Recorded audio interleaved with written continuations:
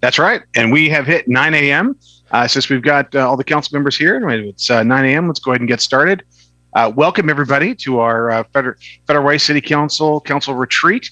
I'd like to welcome everybody here. These are a great opportunity to really, just talk about visioning for the future, ways that we can work better together, streamlining processes, and really collaborating and thinking about different ways of doing things. And when we meet at the council meetings, we're always tethered to an agenda. And today we have an agenda as well. We want to make sure that we have a freewheeling conversation that's open and have a great opportunity to come together and think about the future of Federal Way. So I would like to welcome Andrew Ballard, who I've worked with before on several different with the Sound Cities Association. He does a phenomenal job. He's helped us previously in our retreats, and we all know Andrew. And with that, I will turn it over to Council President Honda for a brief welcome, and then we'll go over our agenda overview and goals for the retreat.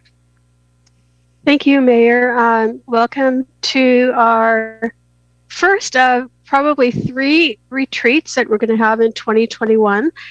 This retreat, having to be held on Zoom, wasn't our first choice as a council, but it is what it is, and I look forward to learning a lot today and having a good time. We will be done at 1 o'clock. We will have a break in between, and we're going to do a lot of hard work in between 9 and 1. I would like to thank you all for being here, thank the staff for being here, and the staff for all of their help. And I'm going to turn it over to Andrew, who will go over how the retreat's going to run. And I appreciate his support for this too. Did you want to say something, Mayor? I did. Andrew, can we go back to the main before we start sharing? Before we get started, I actually think it's critically important, absolutely important. It should have been an agenda item. Today is our council president's birthday. Happy birthday, Susan. Yay. That's tomorrow, but thank you. 1 day early. One day too early, Mr. Mayor. Close enough for horseshoes. Exactly. Turning 39 again? Exactly. Yes. With 6 grandchildren, you know how that goes. Wow. Okay. All right. Thank you. Well, happy early birthday. Thank you. Okay. Outstanding. Thank you, Mayor. And Council President Honda. It is exciting. This is my 3rd or 4th consecutive retreat with the City of Federal Way. And as Mayor Farrell mentioned, I've had the chance of working with him several times on the SCA board, of which he is back. And I know that the SCA staff and the leadership are excited to have him back on the board. I want to key in, before I jump into the agenda, I want to key into one word that the mayor said. He used the word collaborate. And that's probably the most powerful word in government. And I really love the word, and that's really going to be a focus of today. And as President Honda said, today really is more about education and laying the foundation for the future retreats when we get back into refreshing our goals and our strategic direction. And so what I'm going to do is just quickly go over the agenda. I know that you have all seen it. And by the way, as a reminder, if you don't already have your smartphone in your hand and ready to go, please do so, because the game we're going to play, our vacation guessing game, requires your smartphone. I know that went out on the email a couple weeks ago, but just as a friendly reminder, you'll need your smartphone to play the game. So that's how we'll start off. And then we're going to get into a policy governance. It's a best practices conversation.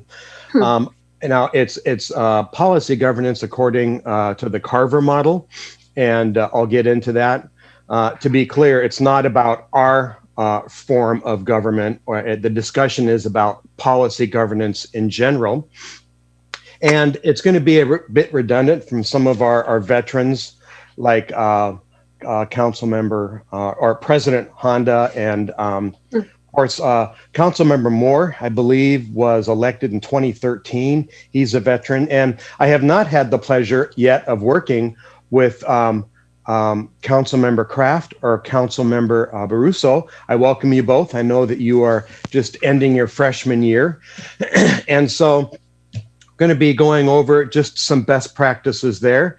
And the real focal point of the day after the break really is our leadership and communications development workshop. And we're going to be talking specifically about EQ training and how powerful that is for leaders and to take our communications to the next level. EQ standing for emotional quotient, and I'll unpack that when we get there. So I'm going to go ahead and jump in right now. Does everybody have their smartphone? Yep. What I'm going to ask you to do is to go to the browser on your smartphone right now and go to the website kahoot.it. This is not kahoot.com, it's kahoot.it. So I would like you to all go there right now, and I'm going to go ahead and hyper to the site so I can log in and start our game. Andrew, it's Kahoot.it, right? Yes, it is Kahoot.it. That's exactly right. Has everybody got to using this? Pardon me? A lot of the schools are using this. Yes, this is a very popular app. In fact, because I'm a professor at the University of Washington, I get my subscription for free. It is very common for teaching. It's also common to use for quizzes and games and things like that. And I've been using it for years. So I want to be clear. Andrew? Yes. I didn't mean to interrupt you. That's okay. We do have prizes for the game. And I think I forgot to tell you. Please tell me. So we have 3 prizes. We have a $20 gift card to Gravity Coffee, a $15 gift card for second place, and a $10 gift card for third place. So I know we're all very competitive and we all want to win these gift cards. Awesome. Yeah, Gravity Coffee is good. Yes. It's a local company too. So I want to... My Kahoot says ahead. a game pin before I can enter. The game pin. I'm going to show you the pin in just a minute. I just wanted everybody to have the time to get to kahoot.it. And I'm going to give you the pin here any moment. I do want to say, so that's exciting that we have prizes. And you'll see that they're at the end of the game, it'll show us our third, second, and first prize winner, kind of like the bronze, silver, gold platform at the Olympics. This is kind of fun and silly. But there is another prize that I didn't share with President Honda. President Honda, Jerry Lynn, and Mayor Farrell, all of them have put time in to prepare for a great event. There is another prize that I have not shared, and that is that in fact, all 8 of you are playing, all 7 council members and the mayor. And everybody has already participated by getting their photos in. And I will say that anyone who achieves 8,500 points will win from me an all-expense vacation, paid, travel, lodging, everything to the location of their photo. And it'll be, I hope somebody wins because that'll be fun. So wait, are you serious? Absolutely serious. And at the end of the game, I'll explain why. So there is your game pin number. And just so you know, as you're entering that, I cannot see any of you. And President Honda apologized for interrupting me. Don't apologize, just interrupt me because I can't see you. You've just got to jump in and talk. Okay, I'm seeing people are entering their names. Leandra is already logged in. I run the dishwasher, that's the question. I am going to wait to start this until I see. Do I get points first? Susan, Greg, Mayor Jim, Leandra, Martin, Linda, Hong. I don't see Lydia. 4. I don't see Lydia yet either. 1, 2, 3, 4, 5, 6, 7. Lydia, are you with us? Are you able to log in? I'm here. Okay. Where are you? I've been here. I mean, I see you. You have to log in. You've got to log in with the PIN number, and then after you hit enter, it's going to ask you for your name. So it's not allowing me to do it. Hold on. Maybe my Wi-Fi's off. Okay, give me 1 sec. Okay. Sure.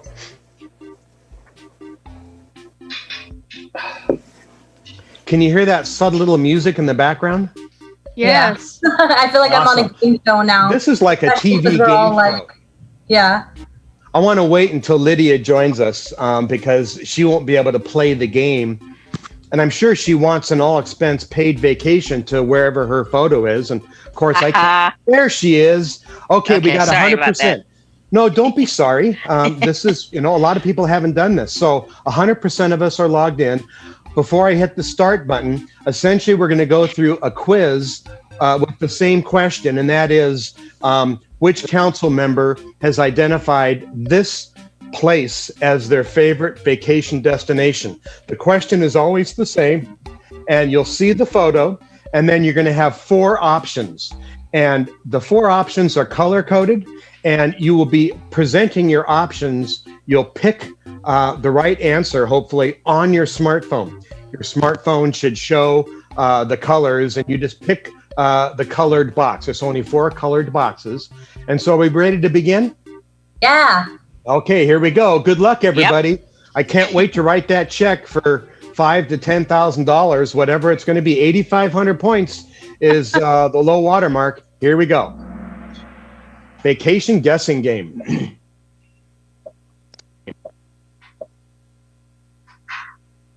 Okay, which elected official identified this place as their favorite vacation destination?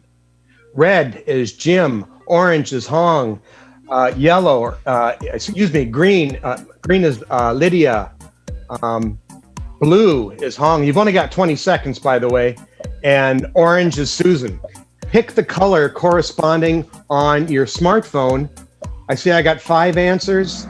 Okay, I got 5 of you in, so I should have warned you that you only have 20 seconds. So it's like Jeopardy. There's lots of pressure. And the correct answer is Susan. Now, Susan, before I do the score, would you please just take a minute, a maximum of 2, sharing why that is special, and tell us where the vacation place is and why it's special to you. Maybe something silly or funny that happened there. So it's Cascade, Iowa, a town of about 2,000 people where my son lives with his family. Years ago, when they first moved to Iowa, I got lost and I drove through Cascade. And I came home to Dubuque and told them that they needed to move to Cascade one day. And my daughter-in-law said, absolutely not, you're crazy. And 3 years, I think it's been 3 years, they moved there for my son's job. It's a beautiful city. But even a town of 2,000 people has the same issues that we have. I go to their city council meetings when I'm there, and they have issues with transportation, sidewalks, schools, infrastructure, the same things we have, only on a different scale.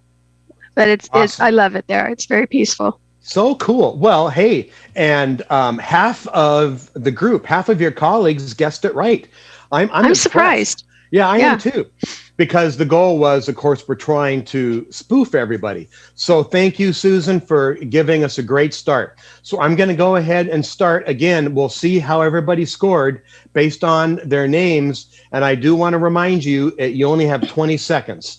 So I apologize for not bringing that up. But so here we go. Oh, my gosh. In first place is Leandra at 649 points. Woohoo! Hey, but Susan's me. a very close second, just 20 points behind. Greg, Jim, and Martin. Well, Martin is there. I'm still a winner, Andrew. And I ran out of time. That's what happened. Was that you, Linda? Lydia. I'm sorry, I can't see anybody, and so I'm trying to remember names. Thank you, Lydia. Yes, and you won't run out of time again knowing that you've got this.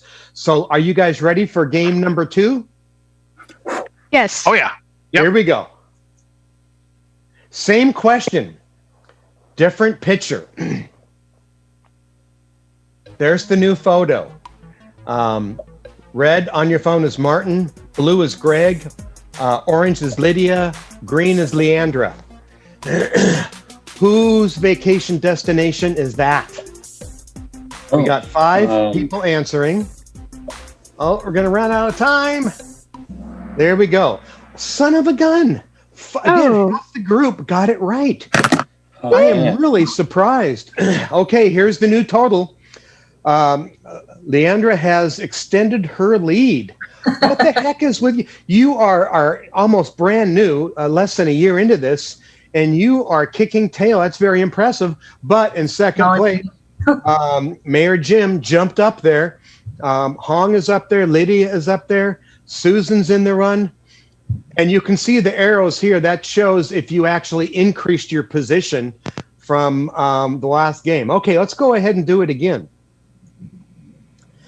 Okay, here's quiz 3. Again, which official identified this place as their favorite vacation? There's the photo.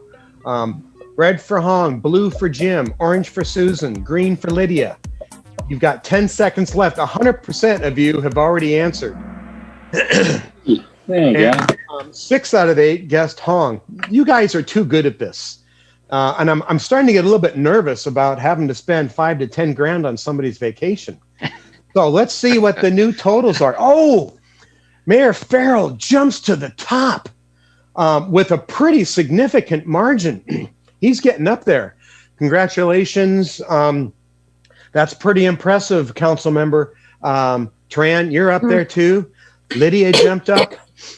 Cool. I mean, is this fun or what? Sure is, Andrew. Jim Very so good. far has the highest answer. I know, this is just so silly. Where's my name, Andrew? What's that? Where's my name? So far down I there. don't know. So far down there. I'm in a winning spot, Andrew. That's the answer. Okay. You know, Andrew, it is doesn't matter. everyone going to share their stories? Oh, I am sorry. Did I go backwards? Okay. I wanted to hear. Yeah. I am sorry. So who was the the last pitcher? The second pitcher. Oh, that was me. Would you please? I'm sorry. Thank you so much for reminding me. Would you please share your story? Yeah, so the picture was of Ixtapa Zihuatanejo in Mexico. It's in the southwest side of Mexico, and that's where my husband and I took our honeymoon.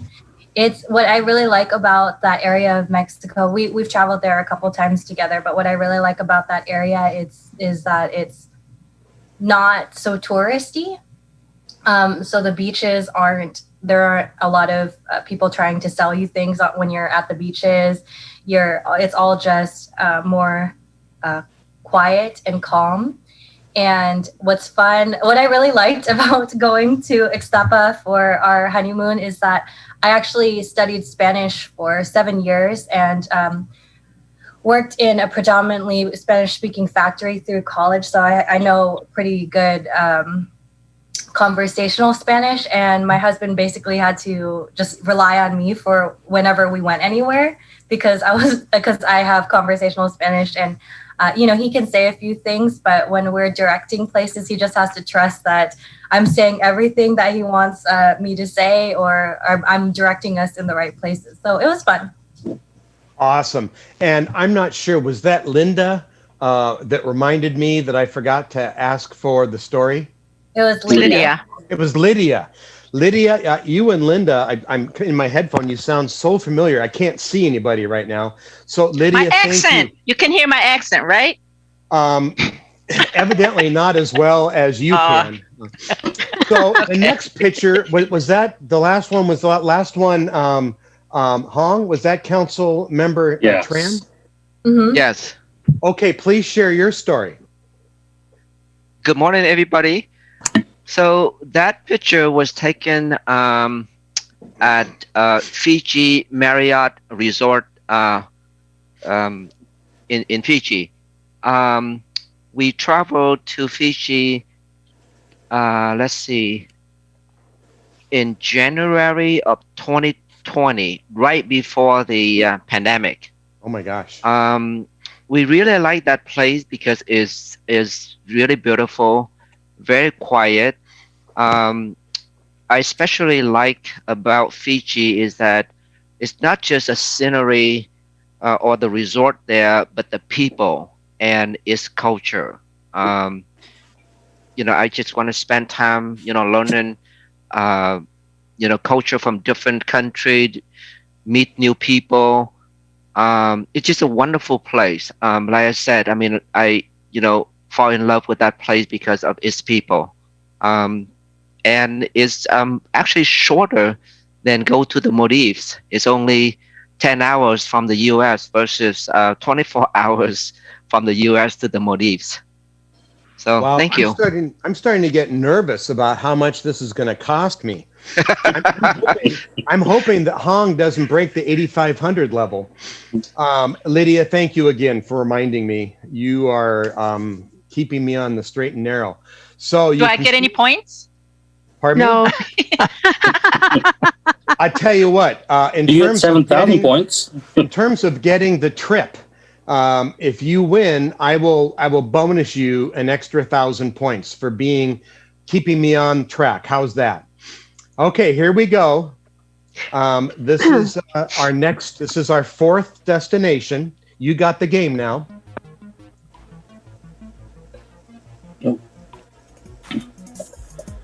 This looks like another expensive I can't place. see the other. Can't see the No, bottom. yeah. Can I change my answer? I don't know if you can or not.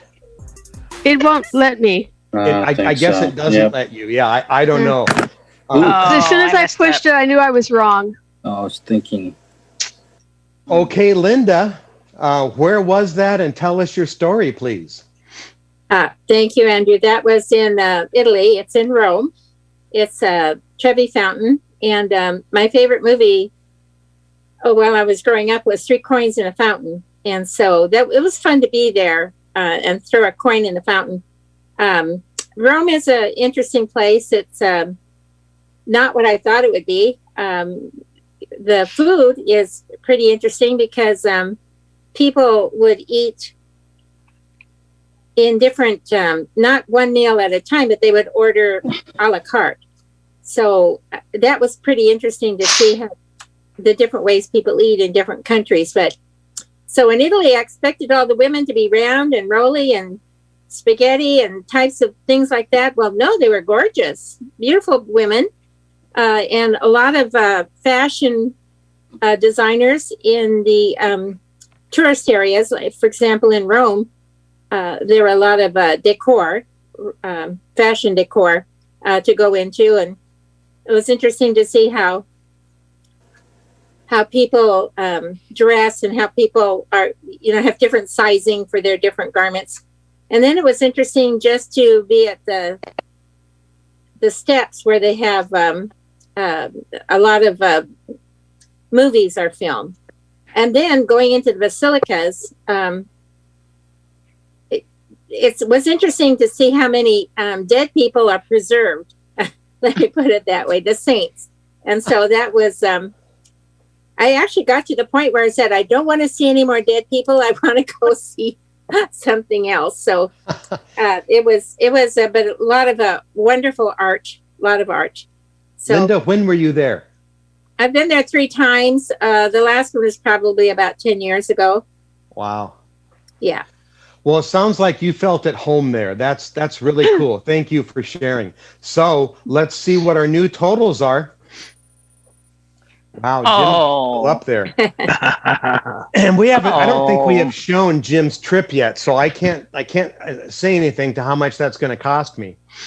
But oh my gosh, Mayor Farrell has a streak of 4 correct answers in a row. I'm wondering if he's gaming the system here. That's a little scary and impressive. Okay, here we'll go for number 5.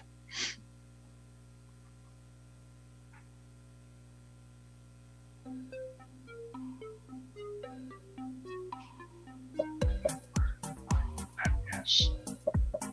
10 seconds.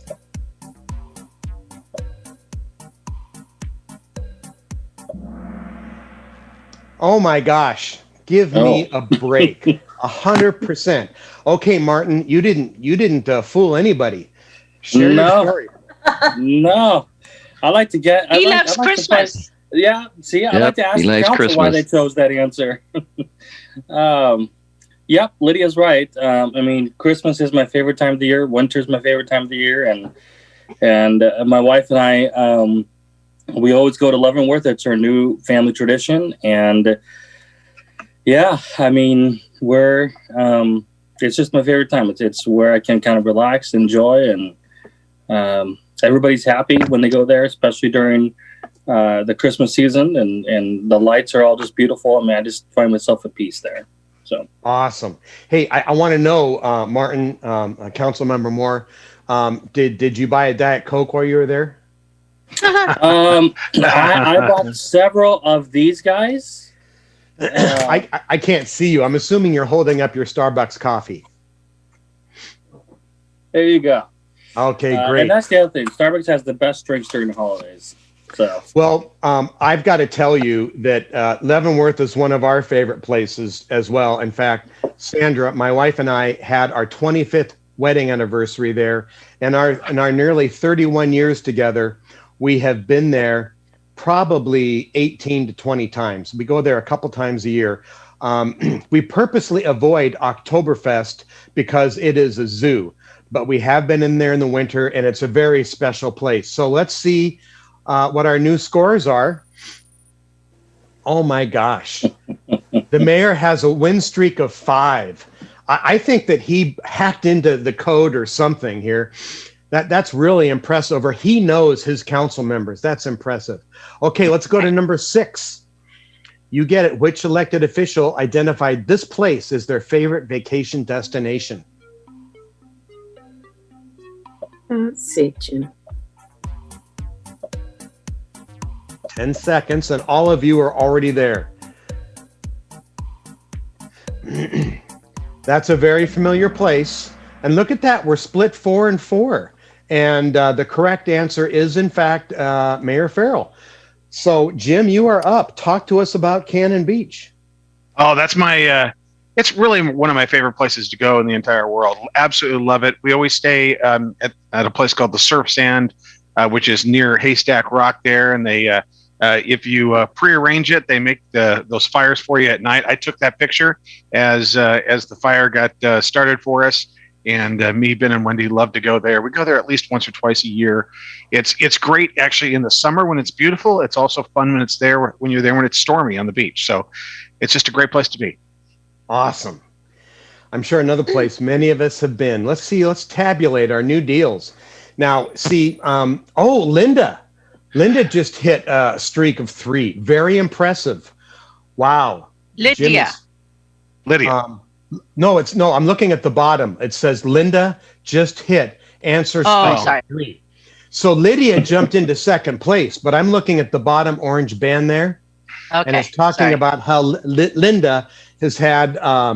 So I don't blame you, Lydia, because I've called you Linda 3 times, and I don't know if you remember this, but I even called you Linda when we were live together last year. And that's even more embarrassing. But no, I am talking about Linda with her winning streak. But Lydia has jumped into second place. So Andrew, of the 4 women council members, 3 of them, their names start with L. True. And my middle name starts with an L, so I'm kind of in there too. But I didn't notice that, but I see it now. Very cool. Okay. We'll go to number 7. You obviously know the game very well, and this hasn't fooled many of you.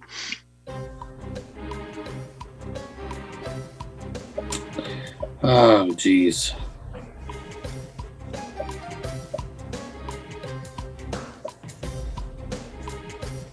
Five seconds. There we go. Okay. So, we had 1 person that didn't vote, and the 7 who did, it is absolutely correct. That is Lydia's photo. So, Lydia, please share your story. Yeah, and that was process of elimination too, clearly. The other 3 had already spoken. But my story is, this is in Dubai.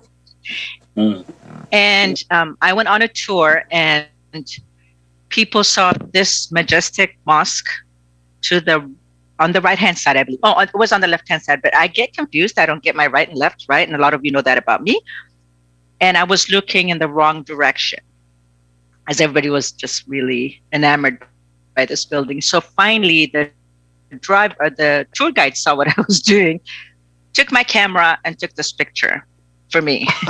And I finally got to see it too. But what's so interesting after that is I did fall asleep on the rest of the tour. I have some amazing pictures on my phone, and they were all taken by the tour guide. I did not get to see those places. Oh my gosh. Because I fell asleep. I think that's so funny. Yeah. I love that. It sounds like your travel plans were pretty exhausting. Yes. It was And a layover in Dubai, a 24-hour layover. So I think I just got tired. Jet lag, maybe. But wow. But What I have year? some amazing photos, and I claim them as I was there. What year were you there, Lydia? That was in 2016. Oh, okay. Not too long ago. Yeah. Okay. Well, some of you are playing the process of elimination game, and the mayor is still up there. Lydia with a very strong second place. Leandra, Martin, Linda. Martin and Linda both jumped up. Oh, look at this. On the bottom orange band. Oh, you don't have to mention that, Andrew. Our mayor has a win streak of He 7. has to be gaming the system. I don't know. It's rigged. What that You rigged says, it. what You that rigged it. says Go to court. is the mayor has not gotten one wrong yet. Let's So- prosecute. Election integrity. Exactly. I come in and recount. Okay, Reboot here we it. go for our last game. This is what determines the coffee and the trip.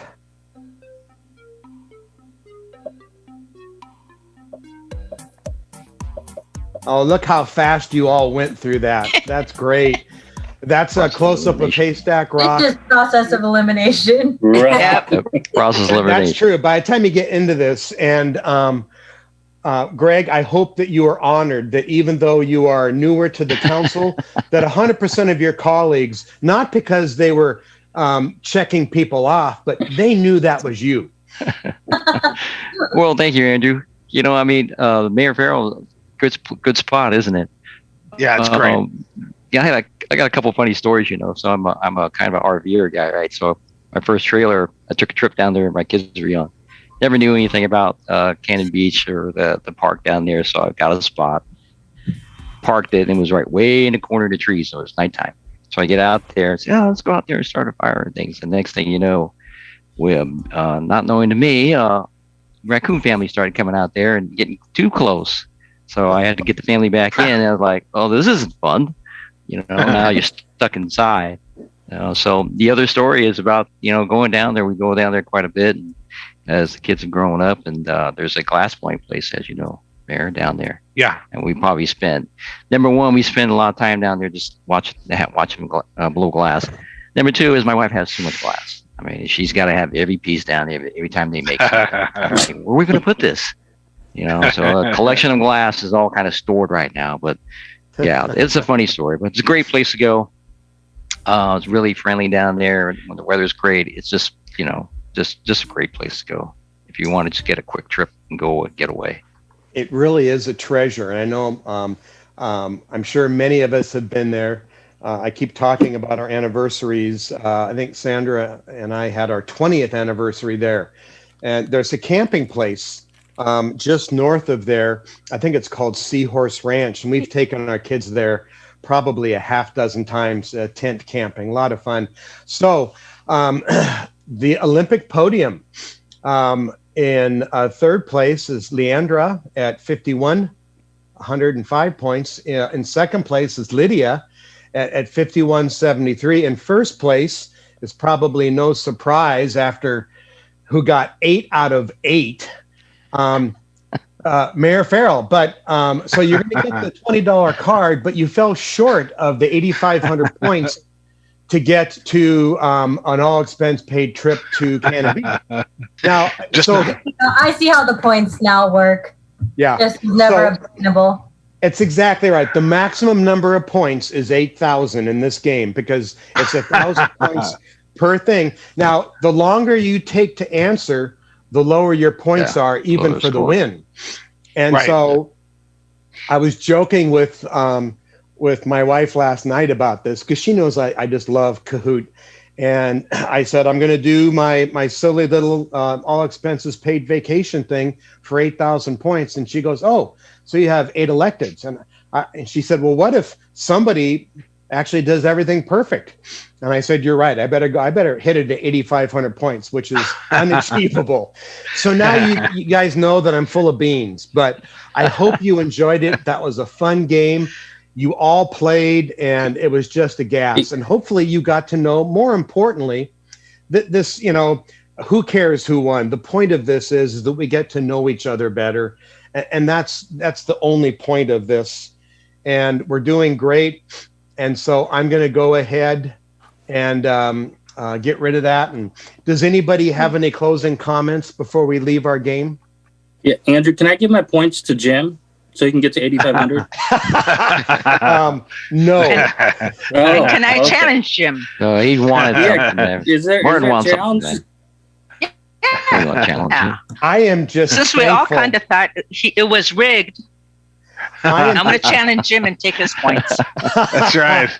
That's right. I will say I have done this Kahoot game dozens and dozens of times, and not only with retreats, but I do it when I'm doing webinars and things like that, and I'll do a quiz, and I actually will have a prize. Whoever has the highest, and I'll give them a copy of my book. But it is a lot of fun, and you guys were awesome. Everybody got me their photos before the deadline. It was just so much fun. And not only do we get to know each other, and I've been working with 6 of you before, so it's just great to get to know each other. And thank you for playing the game and just being such good sports. Even knowing that I don't think that Mayor Farrell gamed the system. I just think he knows his people. I will tell you, and I apologize for gaming the grand prize. I did, in fact, protect myself there. So, as what all good facilitators do, they give themselves a little bit of margin.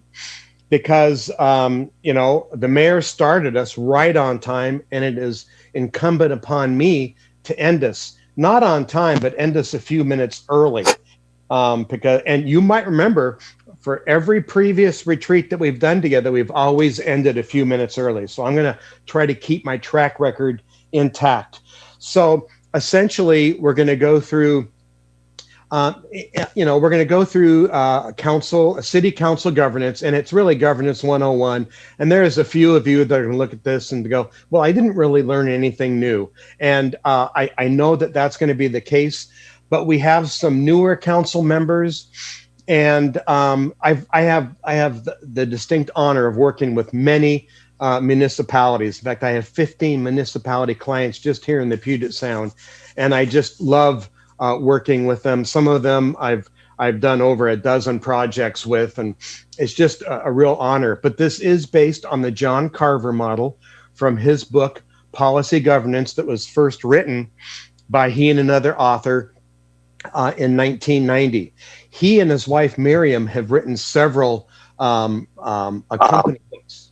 So anyway, I don't know if any of you have heard of John and Miriam Carver, but they're widely respected. And even though this model is several decades old, it still stands true.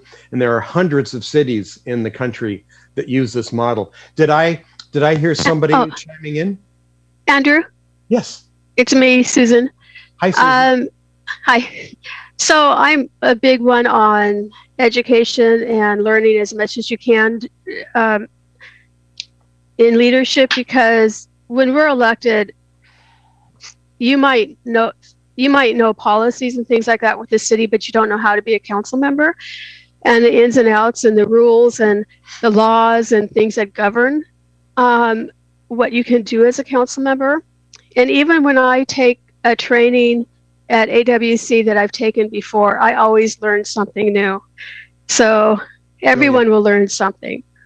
Even if you've been in, as the mayor has been in office for, 18 years or something, you'll learn something new. You always learn. So excellent. Well, I really appreciate that point. Puts a very positive explanation point on it. And you mentioned the AWC, that's the Association of Washington Cities. And there is also the MRSC, which is the Municipal Research Service Center. And both of those organizations came together. They're both 80 years old, by the way. They're nonprofits, nonpartisan. I do have a few slides with data from them, and I do source them. Those are very respected, nonpartisan nonprofits. So thank you, President Honda, for bringing that in. And there's kind of two different versions of this. There's the version for a mayor council form of government, which we are, and there's also a version for a council manager form of government. And this conversation has nothing to do with your form of government. It has to do with the Carver best practices. And I'm going to remind you all that I can't see you. So I'm going to ask you to literally interrupt, because you're not interrupting me, you're participating in the conversation. So if you have a question or if you have a contribution, it doesn't matter. It's like Susan jumped in with a contribution. Questions, contributions, this is your meeting, not mine. And I'm using people that are way smarter than I am to present this. And I've had the pleasure of presenting this to many local city councils.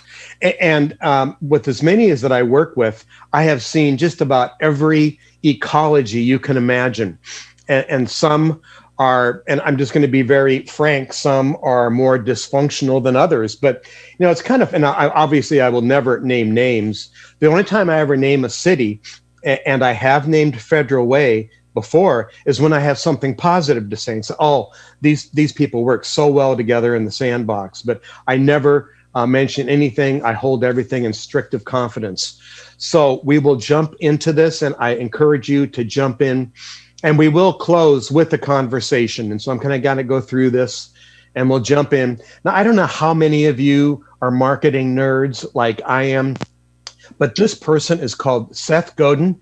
He is a New York Times best-selling author of many books. I think he's probably written over a dozen books, and there's 3 of them I can think of that are bestsellers. But I read this back in, it was about 4 years ago, late January 2017, and I subscribed to his blog. He sends out a new post 7 days a week, 365 days a year. And I read it every morning. And he's just a brilliant human being. But when I saw this blog, knowing that I really believe in policy governance, I added it to the slide. And this really dovetails into our leadership training that we're going to jump into after the break. And we'll spend a little bit more time in that. And that is where everybody learns so much. There's so much power. And then I'm even going to give a neurological class on how the brain works. That, you know, only for a minute or two, but this is how to be heard. And leaders, you know, when you're in a leadership position, especially as an elected, how to be heard. Now, I just saw this. So do your homework. If this were for council, do your homework and come to council meetings prepared. Show up with contributions and connections long before you bring your opinion. I mean, he wasn't talking about governance. But I'm looking at this, and I do so much government work. I thought, oh my gosh, this is such a great blog post. Save the snark for later. Well, those friends that know me well know that I am kind of snarky of a person, but save it for later. Save it for the private. Pay your dues. And Susan really appropriately said, we all continue to pay our dues because we are all, leaders are continuous learners. And that's essentially what she's saying. And I agree, absolutely. And I think the day I stop learning something, and by the way, I spend 300 hours a year in continuing education and research and things like this, just to stay on top of the game. But the day I stop learning something will be the day I retire. Speak up about shared truths, share principles, and shared goals. Don't blame the referee only when the call is against you. I love that one. I'm a big NFL fan. I used to work for the Seattle Seahawks, traveled to many NFL stadiums, and that one. And do you know who complains to the ref more than players do? It's the head coach. You know, they're throwing their headset down, and it just cracks me up.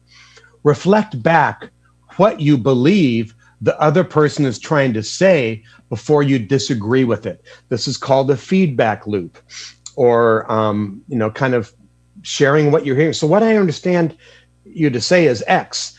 And if it gives you the opportunity to be corrected if you misunderstood, because you don't want to disagree on something that wasn't the intent of the suggestion or the argument.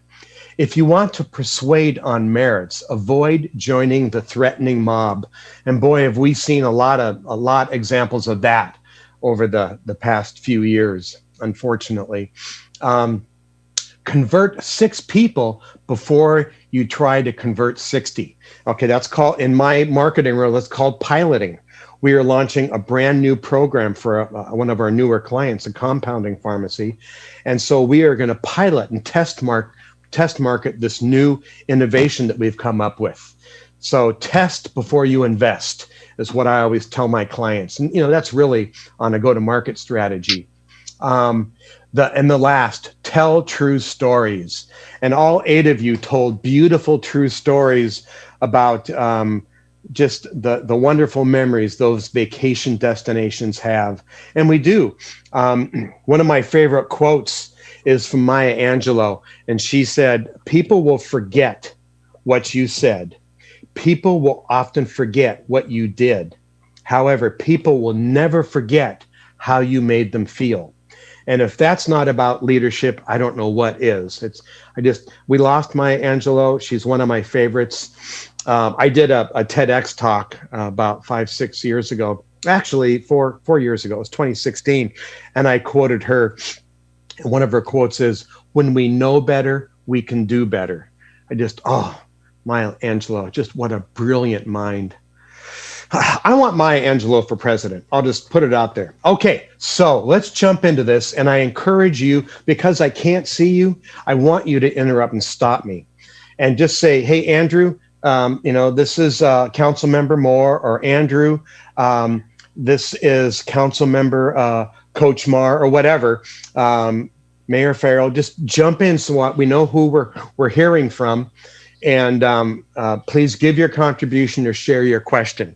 And, the answer can be from all 8 of us, actually all 9 of us, not just me. I'm not the boss here. I'm just sharing a framework that's very powerful, that's been put together from someone a heck of a lot smarter than me. But if you know me that well, you know that being smarter than me is a pretty short putt. For you golfers, you're going, ha, ha, ha.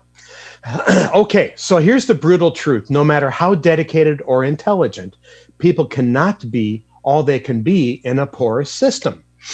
So I have the pleasure of knowing hundreds and hundreds of electeds at the city, county, state, and even the federal level.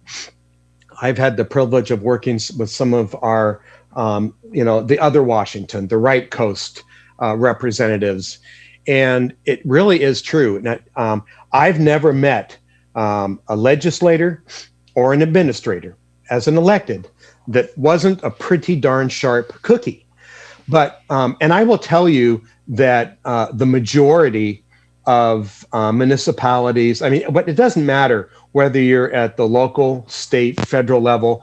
I personally see more systematic breakdowns than, there's no such thing as a perfect system, right? But this was a great quote from Carver. So jumping in here. So we're going to talk about the problems, then we'll get into the solutions. So common challenges of elected service. The expectations are so high. Sometimes the expectations are unrealistically high. And those of you who have been in public service for a while know that this is true. It's not only a very critical role, but it is incredibly difficult.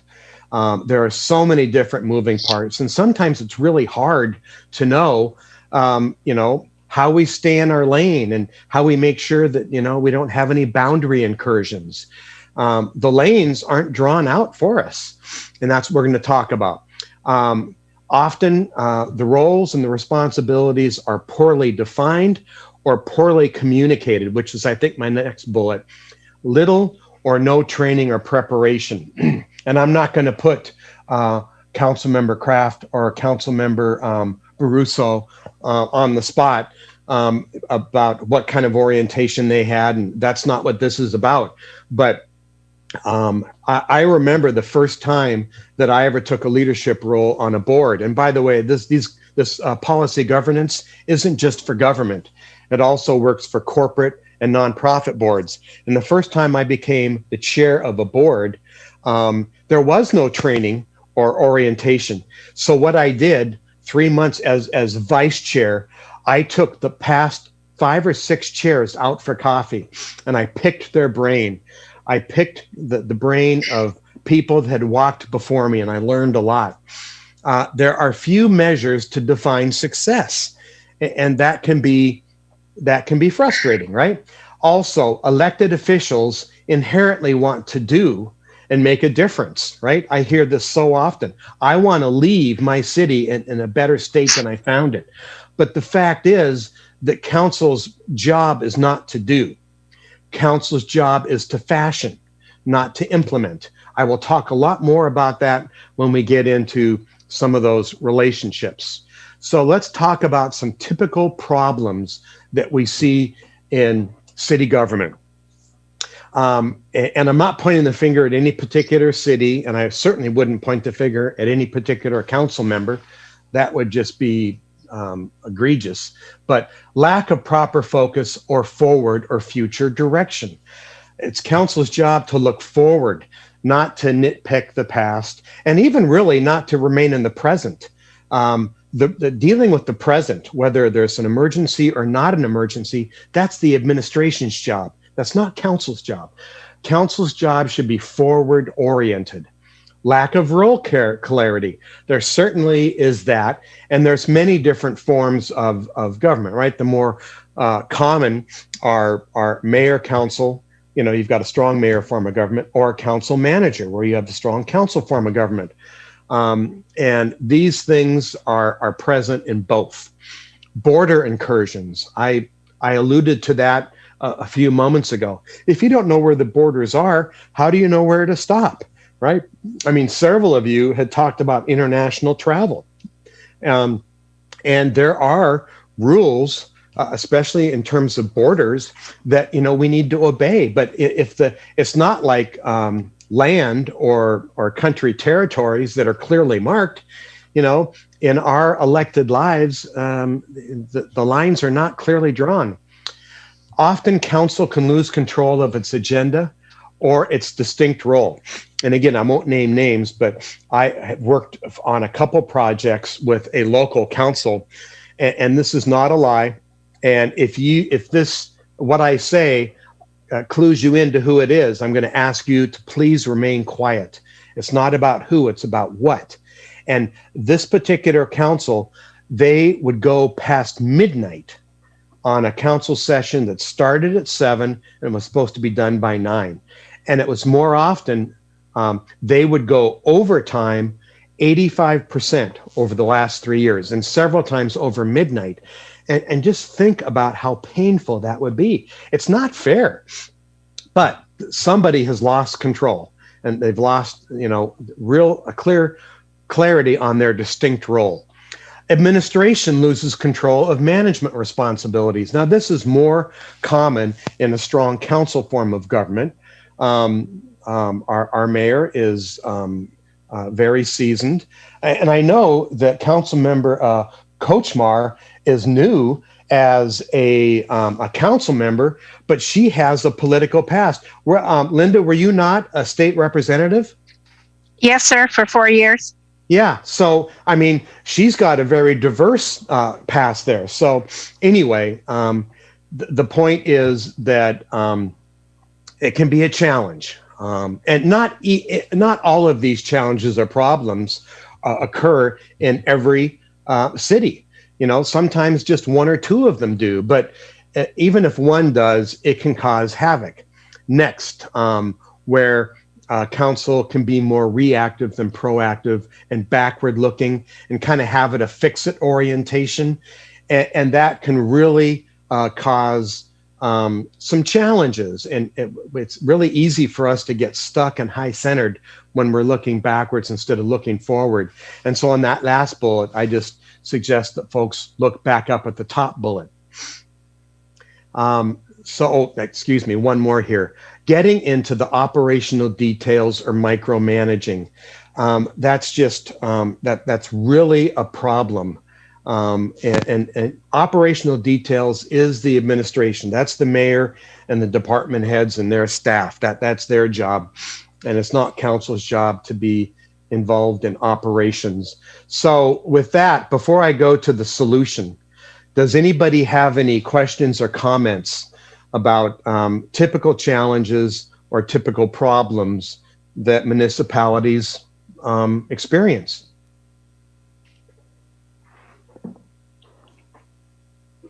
Okay, I'll just keep going. And again, if you have a contribution or a question, please jump in.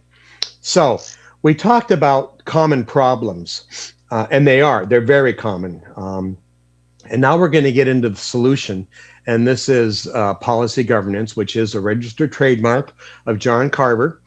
Actually, Salio, he's got another author, and I'm forgetting the other gentleman's name at the point, but they do have this trademark. But the neat thing about it is all their material is absolutely free. And even though it's trademarked, it is for anybody to use at no cost. So here we go. The intent is to give an operational definition to leadership as it applies specifically in the context of a governing body. And so that's the North Star of the Carver model. And we will talk about some other best practices from AWC and MRSC as well. So this is Carver on effective city councils. On behalf of the citizens, who, by the way, hire you, see to that, of course, in a mayor council form of government, the citizens hire both the mayor and council. You can call it vote, you can call it hired. The owners of the city are the residents and the stakeholders. On behalf of the citizens, see to it that the city achieves what it should and avoids what is unacceptable. And, back to the point, and you're going to see this kind of reoccur, is the owners of the city are, in fact, our residents and stakeholders. And so what council should do and what is unacceptable is based on the perception of those we serve, right, as public servants. And so that's kind of a lens that we want to look through. Council has a commensurate authority to govern. Individual council members do not. That's a very powerful statement. We'll talk more about this. And this is one of the more challenging ones where councils speak as one voice. And the next one is really big, and that is the council as a body is obligated to protect its staff from the council as individuals. And admittedly, this is more of a border incursion on council manager form of governments. But I'm kind of showing you the 365-degree view here. And you're going to see some of the same concepts repeat themselves, but that's because they're very important. One of the things, I teach one 5-credit class every quarter at the UW. My appointment is with the School of Business.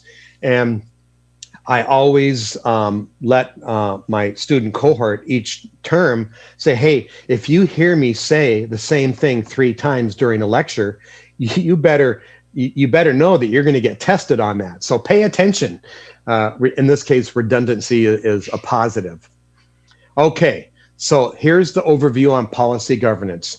First of all, the Carver model is widely respected, and hundreds and hundreds of cities have adopted it. If you Googled Carver model, city governance, you will see it won't just show up hundreds of thousands of pages and thousands of those on the Carver model, but a lot of those pages will be cities and how they adopt the Carver model. So here is the biggest one, and this is the one that I think is the most confusing, and not only to newly electeds, but for all of us. At its core, policy governance separates policy ends from operations means. And when I do this workshop live, when I share that, I get to see everybody's face. And this is when I see people's noses crinkle and their eyes kind of look up at the ceiling. And it's kind of like, what the heck does that mean? Well, we know that that there's a separation of government between the mayor and council, and that council are legislators and they're policymakers, and that the mayor is the administrator, the chief executive, and she or he is about operations and running the city. So think of ends as outcomes or results. And on the legislative side, and think of means as process and initiatives, essentially, for making sure the city achieves the policy intentions of the council. So that's really the best definition I've ever seen. Council is about ends or outcomes through policy, and administration, whether it's a mayor or a city manager that council hires, and of course that's a very different relationship. The administration is about operational means, process, and the day-to-day work. That's not to say that mayors don't have vision. They do, and they share those, and they share recommendation, policy ideas with council, and that's completely appropriate. And you'll see that show up on a later slide when I talk about a mayor-council form of government and the relationships. And understand that every city has puts their own tweak on it, but this is a very important one. And I see an abuse of this quite frequently. And disagree during discussion, and then take a vote, and then move on. There's no undermining. People, it's really funny when I actually, and I've shown you this this slide before, and I didn't show it today as a reminder, because we're not getting into goal setting. But what I tell my councils and my city electeds is that, hey, disagreeing is just fine. In fact, I encourage disagreement because a healthy discourse produces a better product or outcome. What I don't tolerate is people having a disagreeable tone.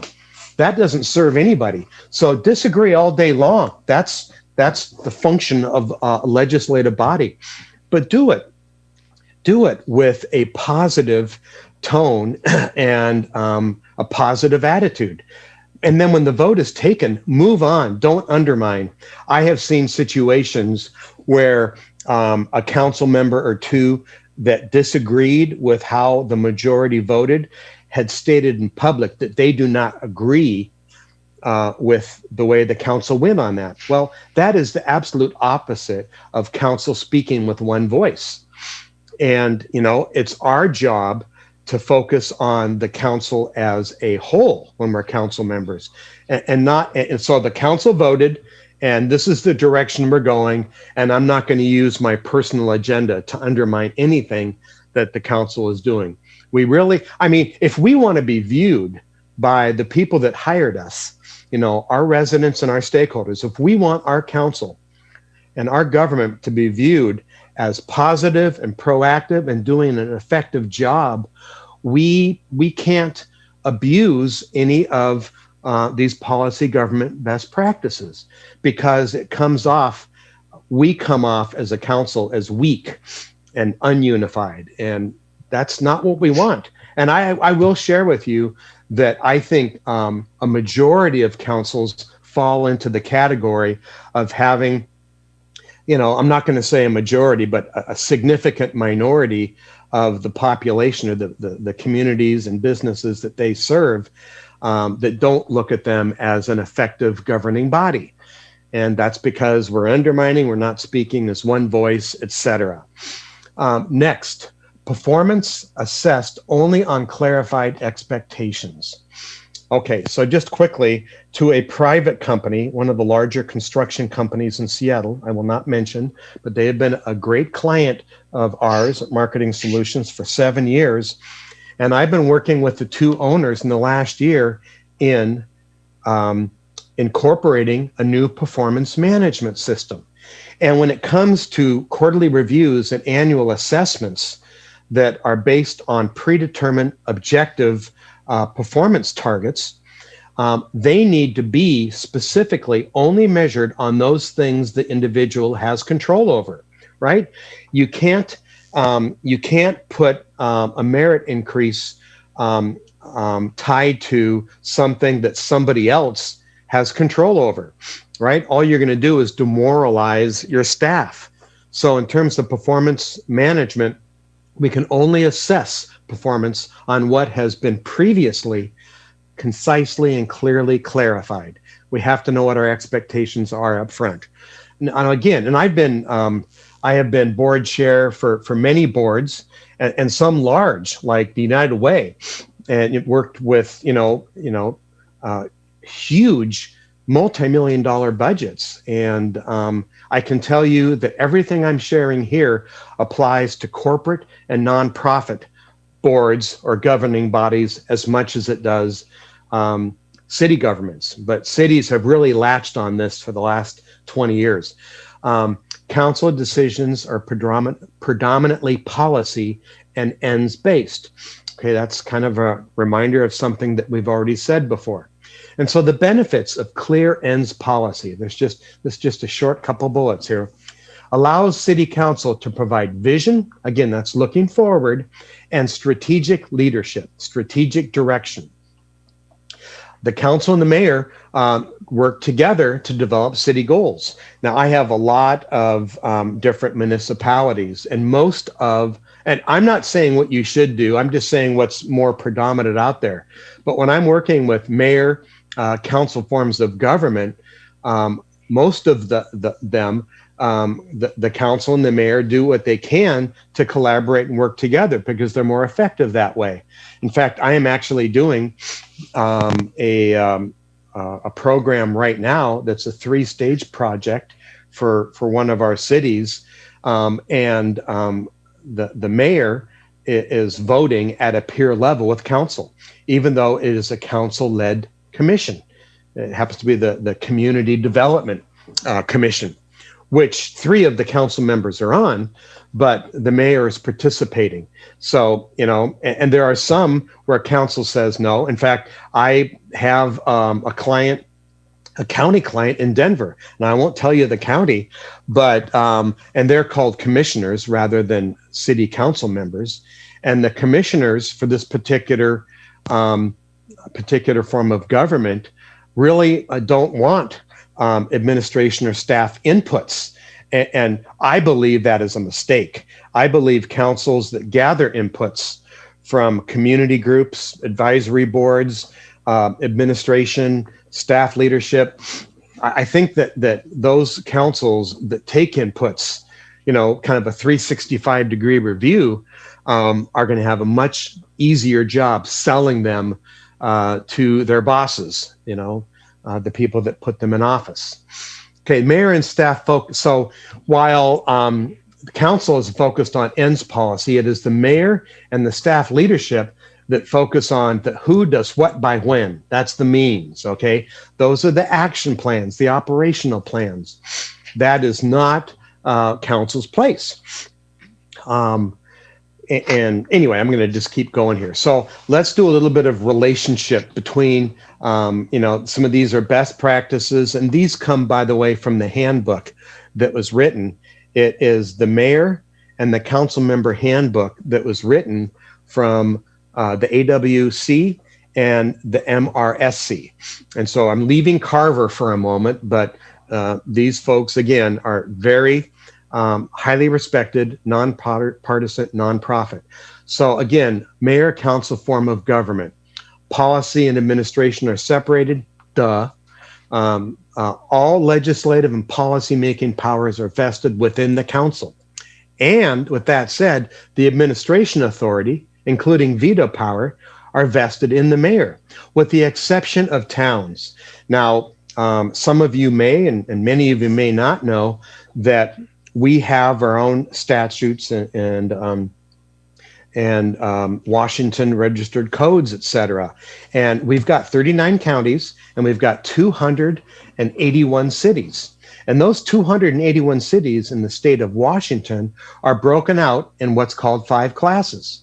There is a first class, which Federal Way is among them. There's a second class. The third class is actually called towns. The fourth class is unincorporated cities. And then the fourth class is called code cities. And interestingly enough, 68% of the 281 cities, 169 of the cities in the state of Washington are actually the 5th classification, code cities. And this is all Title 35, our Washington register code, the Register Code of Washington, RCWs, whatever. You got the idea, Register Code of Washington. But, you can go back to the last iteration and the statute updates, and you can see in Title 35 that this is where all this comes from. So while the council sets policy, it is appropriate for the mayor to share policy recommendations. Mayor doesn't make policy decisions, but certainly when you're dealing with a part-time council, and even if it's a part-time mayor or a full-time mayor, they certainly can make recommendations. And again, I already shared the source. There are a few others that I want to share, though, before we get into our conversation. And I will say, because we ended our game early, we might end this a little bit early. So we may actually take our break a little bit early and start our leadership training a bit early, too. I don't want to take the time that is written in the agenda if we don't need it. But I hope to end this Carver and AWC presentation with an open conversation among the 9 of us. But continued, the mayor also submits a preliminary budget to council, and really a council, may make some tweaks with it, but essentially it's a proposed guideline that the mayor is presenting to council as to what the mayor and the department heads believe is kind of a guidance system for city priorities. Because again, they have to implement the policy, right? After policy decisions are made by council, others perform the administrative tasks of implementing the policies. This is saying the same thing in a different way. And I'll say something again that I said 20 minutes ago, and that is that the legislative body is about fashioning, and the administrative leg of the government is about implementing. And that's the clear separation. Next, the council does not make, and I alluded to this earlier, but for most parts, council does not make policy decisions in a vacuum. Most rely on ideas from the mayor, the staff leadership, and of course, the staff leadership ideas are most often presented by the mayor. And I have worked with Federal Way several times, and the mayor does a great job of asking the department heads to make their presentations, and that is designed to inform council. They aren't the council's boss, but they live, eat, sleep, and breathe this. And so it's great. I love it when I see the mayor not make all the presentations, but giving the department head the spotlight to make recommendations, and then give council an opportunity to ask questions of those department heads. But they're also informed by community groups.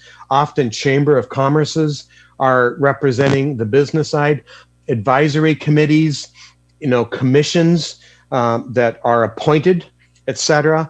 But the idea is that it's really a good idea for council to not make. And then lastly, and I will send this PowerPoint deck to Jerry Lynn, who is, kind of the person behind the scenes that makes sure everything works well. And having worked with Jerry Lynn 3 to 4 years, I can tell you she is an amazing asset. She has kept me from stubbing my toe many times, but this is actually a hot link. And so I will send that. And this might be highly interested to newer council members, but this is that mayor and council member handbook as provided by the AWC, and the MRSC. The table, I mean, it's pretty meaty. There's I think it's 139 pages in this thing, but you get the idea. It's a great resource. And it's nonpartisan, it's objective, and I just wanted to share that. So, really, we're getting close to wrapping this up. It's pretty straightforward stuff. And when we do our conversation, I'm happy to hear pushbacks, but again, this is based on the Carver model, and many cities have adopted this as their blueprint. I'll call it a blueprint for success. So, in conclusion, the work of the city council works for the residents and other stakeholders. Again, the ones that hired them. Determine the desired ends results for the city, right? Policy ends. We're not dealing with operational means. The mayor is completely capable and effective of dealing with the operations. The council produces policy in two categories in policy governance. If I were working with a council mayor form of government, like several cities, usually the smaller cities are doing council manager, and the larger cities are doing mayor council. You are one of the larger cities. The city of Federal Way is the 12th largest city in the state of Washington. As of the 2020 count, you were just over 95,000 people. And you might find this interesting or painful, but the truth is, based on the US Census, since 2017, in terms of your population, you've been losing almost 0.5% a year. In 2017, we were 97.3 thousand. Right now, we're 95.4. That being said, I'm not saying that's good or bad. I mean, that could be purposeful. That could be strategic for all I know. But that being said, since the 2010 census, you have grown by almost 7%. I like to know my clients. So if we were dealing with a... Can I make a comment on that one? Oh, absolutely. This is Lydia. Hi, Lydia. Thank you. Hi. I believe I don't think we're losing population, but I believe that especially during the census count, there were a lot of people who were not comfortable being counted. So I'm curious to see or to hear if that's a factor in making this statement or yeah. Yeah, absolutely. You're just stating things that have been observed all over the country. And it's a more recent phenomena, and I'm not going to get political. My political views are not germane to this conversation. Your observation, Councilmember Asafa Dawson, is absolutely accurate. And while some people might argue it, I think you'd find more that would argue for that as being accurate. And all I'm doing is going off of the recent data, and so that's a really astute observation. So thank you. That's an example of what we're looking for, is people chiming in. And so, yes, I'm quite sure that has had an impact. And that is unfortunate, because the whole point of the census is to make sure that federal dollars are allocated based on the compositions of the communities in which we live. And if there are certain communities that are underrepresented, that can have a negative and lasting impact. So, yeah, I don't know that to what impact that has had, but yeah, completely right. But again, back to the council manager form, council governance policy actually has 4 categories of policy, but for a mayor council form of government, there are 2. And I am speaking to council here. The first one is, again, what we've already talked about quite a bit, is policies about the ends or the specific results, laying the strategic direction, and then self-governing policies for their council, the council itself, how they will operate, its code of conduct. And whenever I run, at some cities, I do a lot more than just strategic planning. Strategic planning is only one of the three things that we do for cities. We do voice of the citizen, and we do research. And we do research at the stakeholder level. In fact, we're doing a community survey right now. We're about to launch for another King County municipality. So we do a ton of research. The second is that we do planning. Most of it's strategic planning, but we've also done strategic economic planning, depending on where you are in the comp plan. You got a 20-year comp plan, but we refresh it every 7 years. Because of COVID, this next refresh is an 8-year cycle, right? But whenever I find that there's a council that does not have a code of conduct that is defined by the guiding principles or core values that are established through a strategic planning process, I see a council that has the propensity to kind of get out of sorts or out of their lane. And so those are the two things. You're making ends policy for your city, and you are determining policies and how you interact with each other, and a code of conduct. A lot of people do high-level strata strategic planning, and I've done that with your council retreats, where we establish a vision. But the three-legged stool in that high strata of strategic planning are mission, vision, and values. And so if you do not have a set of core values, and I'm not assuming that you don't, I probably should have gone through the website for this, but it's really about the city's strategic direction, and it's about the code of conduct that council operates within themselves.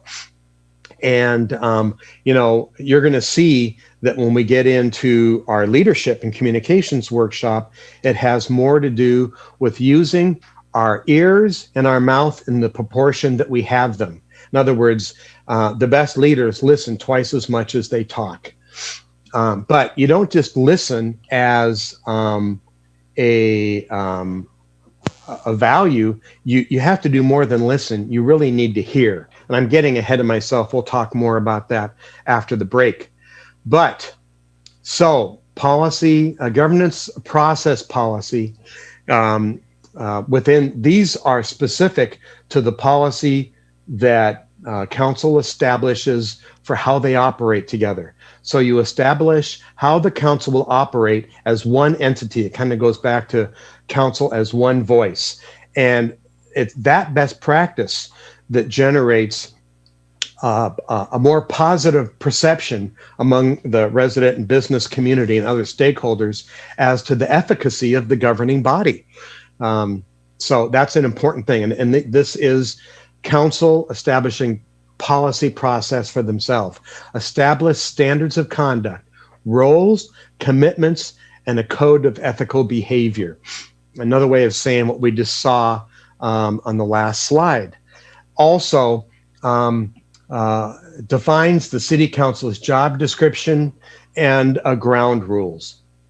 And, you've got city charters and things like that you work from. And of course, they all have to be in compliance with our state constitution and the statutes that are established in that constitution. But there is leeway purposely for cities to develop their own charters, right? Anyway, so here are some governance policy examples. As my last slide, I believe, the council will approach its tasks with a style in which they emphasize an outward vision rather than an internal preoccupation. Okay, strategic leadership, looking forward, being a strategic guidance system more than getting into the administrative detail. That's the mayor's job. And if you were a council manager form of government, that would be your city manager's job. The border incursions are just as important there. It's not healthy for a council member to go around the administrator and give a project to a staff department head. That's absolutely forbidden. or if you're German, it'd be verboten. I don't know. One of our council members here, actually, I think it's Council Member Kraft, speaks conversational Spanish. Do I have that right, Leandra? Yeah, that's right. Great. I'm trying to connect my memory of the different vacation places. And when Leandra sent me her picture, I sent her a response back and I said, wow, stunning. I think I found my new vacay destination. So that was it really took my breath away. But we're about future orientation rather than the past or present. We can't change the past. You can look at a report card and the present is really the domain of the administrator. The council needs to be future oriented. I mean, you're dealing with situations with Sound Transit and the Weyerhaeuser property and all of that. And there are things that are happening that you might not have 100% control of, but you absolutely need to respond to it. And so that's the future orientation. And I know that you are having these conversations because you've had them with me. So I know that, and that's the perfect future orientation we're talking about. And what it boils down to is to having an orientation of being proactive rather than reactive, right? It's the mayor's job to be reactive in an emergency situation. I live in Snohomish County, and I was the chair of the board when OSO happened. I believe it was 2012. That was the horrible landslide that took those 43 souls. And in this case, the administrator wasn't the mayor. The administrator was the county executive, was able to exercise emergency authority. But the lead on the work, not in the work of recovery, but the work of keeping all the first responders fed and helping families that had lost their home. They've got no food, they have no water, they have no electricity. That effort was led by a collaboration between United Way and the Red Cross locally, Snohomish County version. It just so happens that I was chair of the board for United Way during this situation. I take zero credit, but at that time, our CEO was a man named Dennis Smith, and he has retired several years ago. But the leadership he exhibited, even though that he wasn't an elective, was absolutely stunning. And watching all of that, and watching government and nonprofit work together, and it was public-private nonprofit collaboration, was one of the most amazing things that I've ever seen. I probably cried more than that year than any year in my life, except when I was 2 and I was just an evil little son. But you get the idea. But so in that point, what I'm saying is that we were forced to be reactive, and the conditions changed not only day by day, but literally minute by minute. Anyway, so that is the presentation. And again, the key sources are the Carver model, the AWC, and the MRSC. So we still have 15 minutes before our scheduled break. So I'm going to ask if anybody has any observations, comments, or even concerns that they would like to share. And again, this is focused specifically on the Carver content and the relationship as defined by AWC. Hi, Andrew. This is Leandra. Can I ask a question at this point? Oh, point? absolutely. And I'm going to open answers to the entire body. So thank you. I'd love to hear your question. Sure. So as you stated, I am the newest council member. I was just appointed in October, and something that was striking that you said during this presentation was how the council should speak as one voice. You gave an example of how in another city there were council members that were voted one way and then vocal about how they weren't happy about the outcome. Yes. And then during the presentation, you talked a little bit about how after the vote is done, to just sort of move on? Yeah, after the vote is done, don't dissent. Don't, yeah, exactly. Move on. You know, have your arguments, have your discussion, disagree, and with a positive tone, take the vote. And once the vote happens, don't dissent. Move on. Exactly. That's the best practice.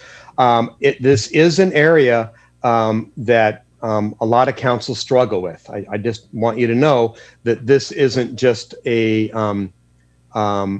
minor condition. It actually happens quite frequently. Okay, great. Thank you. That helps. Yeah, you bet. I have been seeing I have seen other cities where council members have been continuously vocal about, you know, their displeasure and how things have turned out even after. I mean, it almost seems like it's regular practice. So it was good to see this in your presentation as to what the best practice is. Well, Councilmember Kraft, I'm so glad you brought it up because it is one of the big no-nos. And frankly, and I'm not going to tell you what city, or I'm not going to identify people. I am a partner sponsor, a partner member of the SCA. I love our SCA. I love our Puget Sound municipalities, and I would never throw anybody under the bus. But I work with a lot of cities, and I have seen the good, the bad, and the ugly. And one thing I can share with you is that when I see one or maybe a small group of dissenters that are going out there and sharing their dissatisfaction with how council voted. In other words, they're not adhering to council speaks as one voice.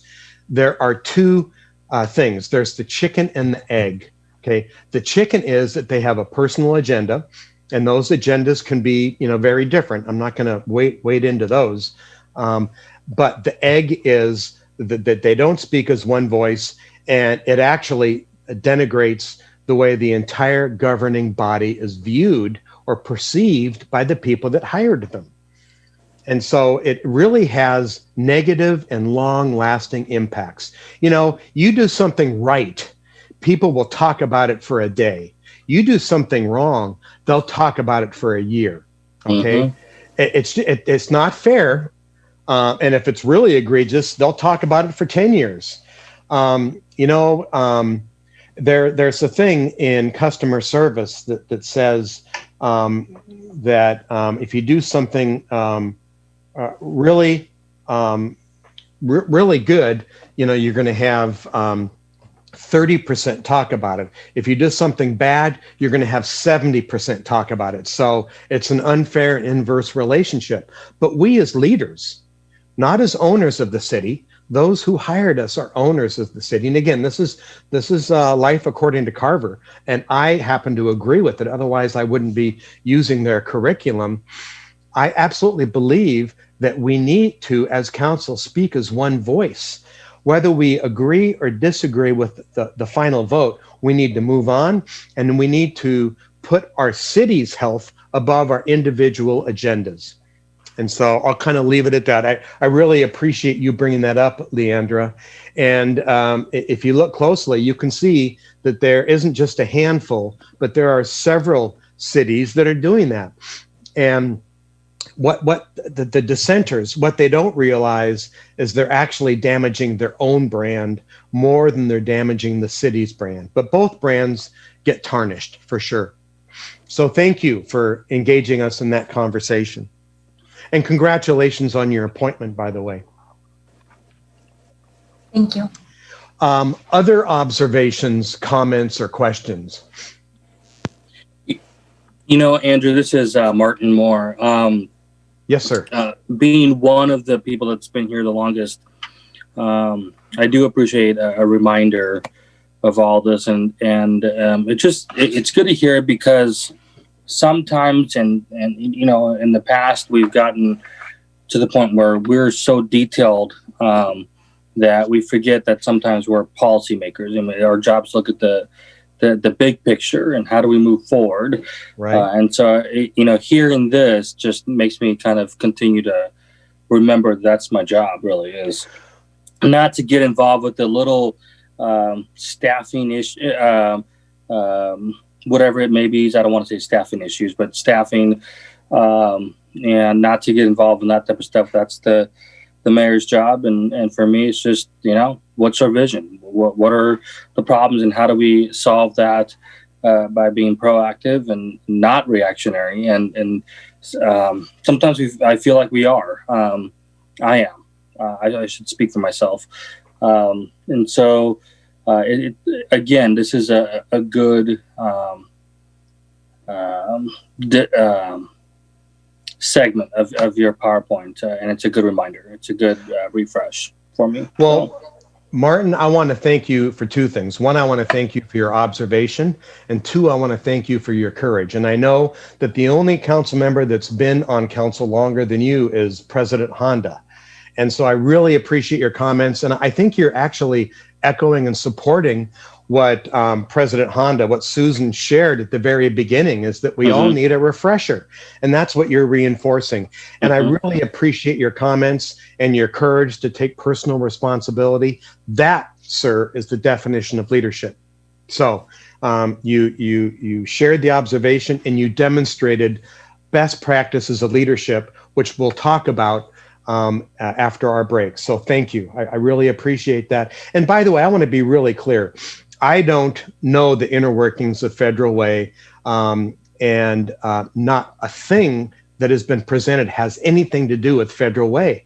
This is completely objective, and it's about best practices as prescribed by people that have been living this for decades. And it's a best practice playbook. It has nothing to do with Federal Way. It has nothing to do.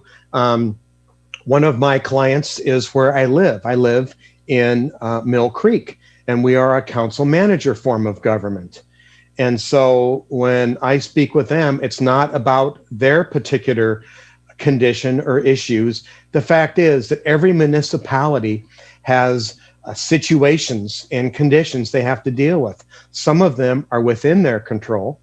Those are internal conditions within their control. And some of them, frankly, are external conditions outside of their control. But just because they're outside of their control does not mean they can't proactively respond to them and actually have a positive influence toward the outcomes. And that's what council's job is. So I really appreciate, Council Member Moore, how you humanized the content. The content could come across as a bit sterile. I share lots of examples without giving names with, conditions I've been privileged to experience. But I just, take a star out of petty cash, Martin. Nice job. Thank you. We still have a few minutes before our break. Does anybody else have an observation, a comment, or question? Andrew, this is Huang. Hi, Hong. How are you? I'm good. I just want to share my observation. For the last year or two, I think that our working relationship within council is improved, has been improved, especially the relationship between the council and the mayor has been improved. I think when I first got on the council, almost 4 years ago, back in 2017, it was a little bit, it was a little bit different, I guess.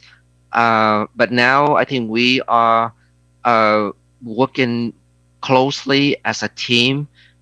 We work in, we sometimes disagree on some issues, but we do it in a respectful manner. And I really enjoy that. So I want to give credit to other council members and the mayor for creating this a good and nice working relationship, respectful working relationship. Thank you, Council Member Tran, and that is awesome. And you can build on that momentum. Progress is like a flywheel. The more progress you experience, progress in terms of going in a preferred direction, the faster that you can implement other positive changes. So I do. Can I interject here for a second, Andrew? Oh, absolutely, Mayor. Go ahead. I think Councilman Bertrand has it absolutely spot on, and I do think it was the budget process that really, the two processes, this one compared to last one, went so much better. And I think what it was, and I don't know whether it was just an approach I took where instead of just trying to, I had a predisposed, or maybe it's because the previous one was such a tight budget, but the council was so integral and so helpful this time around. And I think probably I just, I think it was a much more collaborative process, and it really produced a product that I think we were all really proud of. So it was really healthy. And Andrew, I'm going to chime in. This is Martin Moore. And Councilor Tran, thank you for sharing that. I appreciate that. And of course, Mayor, thank you for giving us a more detailed insight. And absolutely, I mean, it was, Andrew, just to kind of give you that picture. I mean, the budget that we passed 2 years ago, I mean, there was just a lot of fireworks, as I always say to the mayor, and disagreements left and right. I think it was healthy, but it was honest and it was deep, and I think compared to the budget 2 years ago to the one that we passed in December, it was way more collaborative, and it was way more like, okay, there was listening on both sides, and I think there was an active role to find solutions. And it was really neat just to kind of see the differences of those two different budgets. How one budget was took a different course, and the other budget was, all right, how do we really roll up our sleeves and get to work in an authentic manner with open ears? And I think that's what was different. I mean, it's just like we all have a job to do, and I think speaking for myself, I was able to sit back and say, you know what, like, my voice on behalf of our citizens was heard, and it feels good. And I think that's when government's working really well. When we're all hearing each other, we're all massaging this budget to fit the needs, so that we can take it in the direction where the public will be somewhat content. They're never going to be content 100%, but somewhat content. So It's all work in progress. And Juan, thank you for starting that part of the conversation here. Well, that's awesome. And success begets success. I would say that the budget that we did 2 years ago was frustrating on many levels. I'm sure for staff, for the mayor, for council, it was extremely frustrating. And I know when that budget was done, there were discussions among council members immediately about how we wanted to see a change in the way the next budget was done. And working together, that happened. So, we accomplished something, and I think it's best for the city. And it was accomplished in a really good way. No one got angry, no one lost their temper, and they're cool, and everyone worked really well together. So it was a good thing. That's awesome. And again, I'll reinforce, there's nothing wrong with disagreeing. On my council, when I'm working with, I've done some coaching with some electeds privately, not for pay, but when I'm working with the city, sometimes I'll have the mayor or the city manager or certain council members reach out just for an outside perspective. And so I love it. I'd like to leave it on this positive note, but it's okay to disagree and to not like the way something is going. But what I always say is disagree with a smile. I mean, keep a positive tone. And I am so glad. And what a great way to end our policy governance session together, as seeing the growth and the success of this entire governing body. So with that, and we're going to have much more time to talk in the next session, it is by my watch. I've got 10:44, and our break is supposed to be at 10:45. So we are perfect timing. I'd like you to look at your watch We're going to take a 15-minute break, and I'm going to ask, please, that everybody is back in 14 minutes. I'm not one of those facilitators to let 10-minute breaks go to 15 or 15 to go to 20. I'm going to start right at 15 from right now. Please be back in 14. All you have to do is turn off your video and mute your mic. I'll see you all in 14 minutes. Thank you, everybody. Great morning session. Adore you guys. Hey, Andrew, this is Thomas. I was curious, could you have a slide that says 15-minute breakup that you could share on the screen so that everybody watching could see that?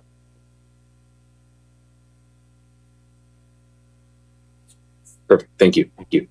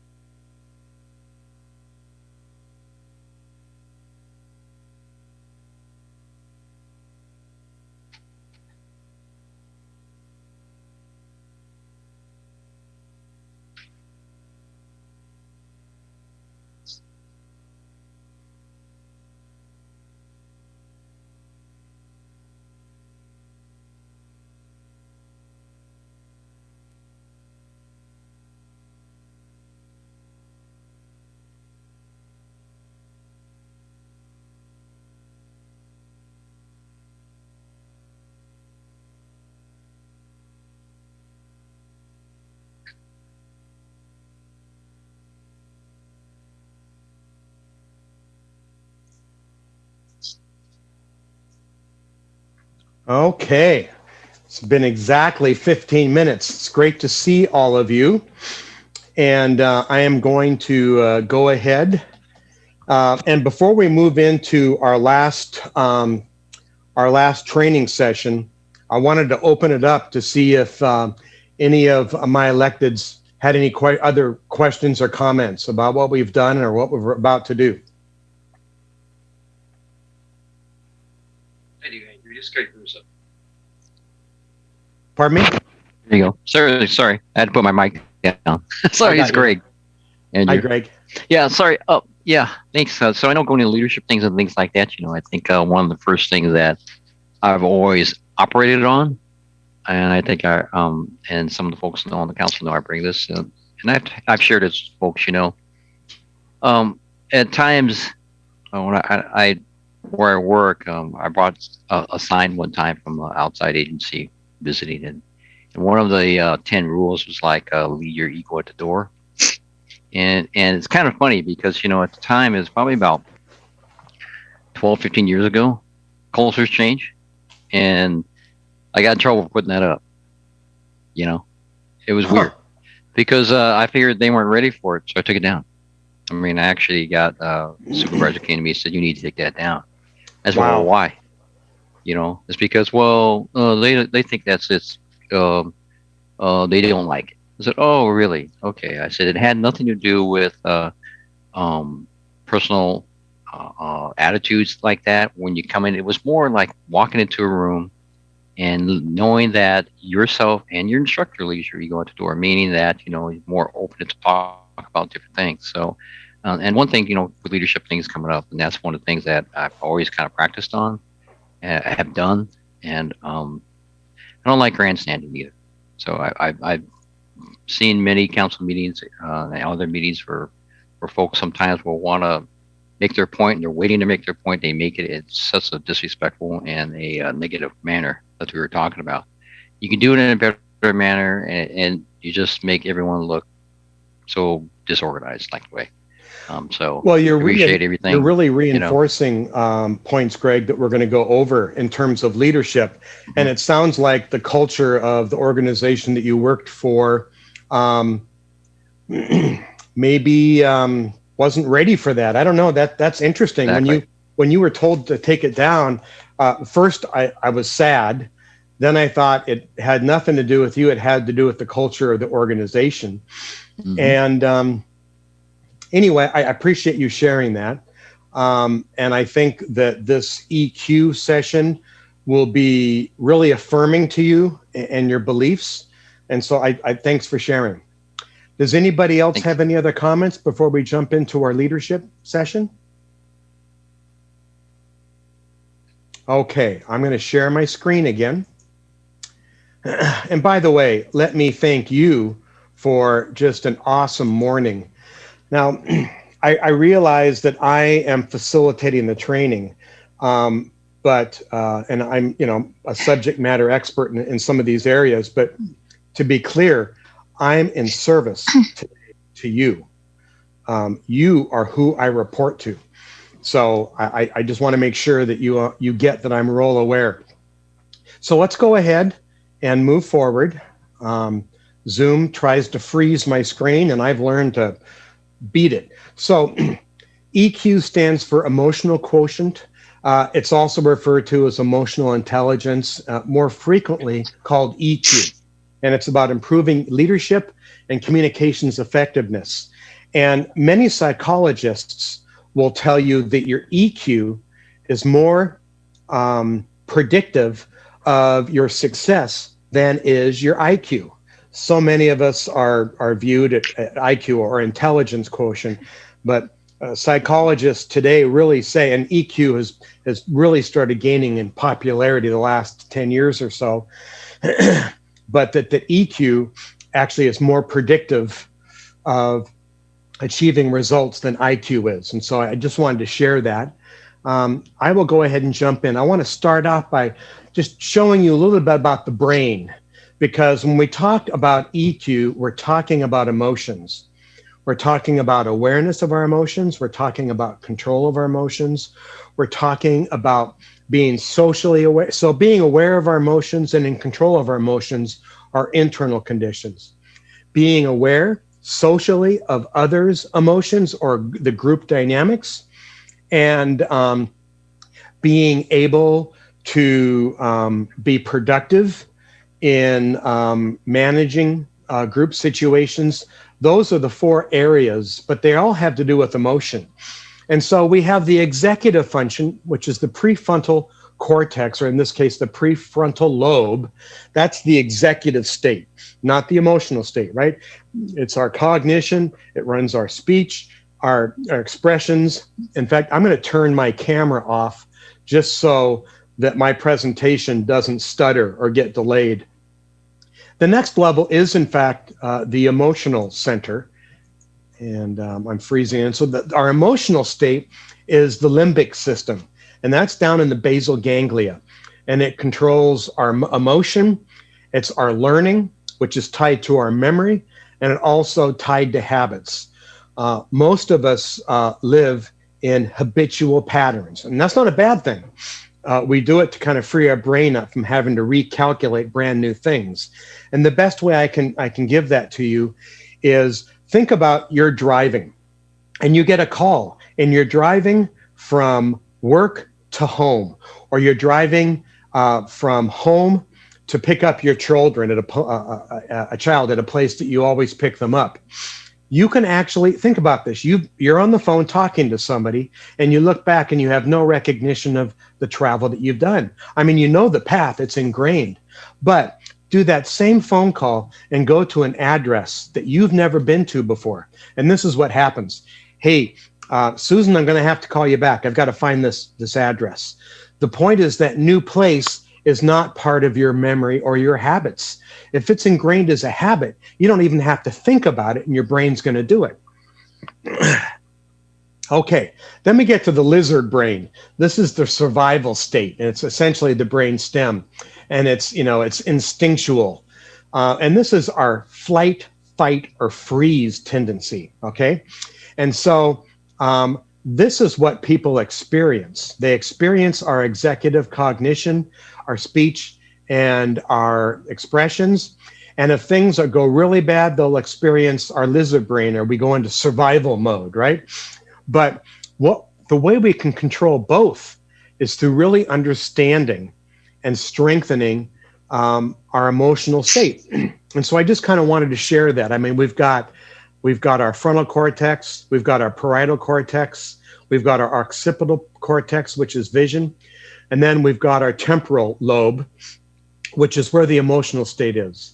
The limbic system in the basal ganglia, the hippocampus, and the amygdala. And that's kind of like where the computer is in our brain, essentially. So that is just merely an understanding of the 3 different levels that drive emotion: executive function, our emotional state, and our survival mode. So with that context, I'm going to talk really quickly about just a couple bullets on change management. I do a lot of change management work with cities and private organizations, nonprofits, but most people are of the misunderstanding that the characteristics of a healthy organization have to do with organizational culture. That could not be further from the truth.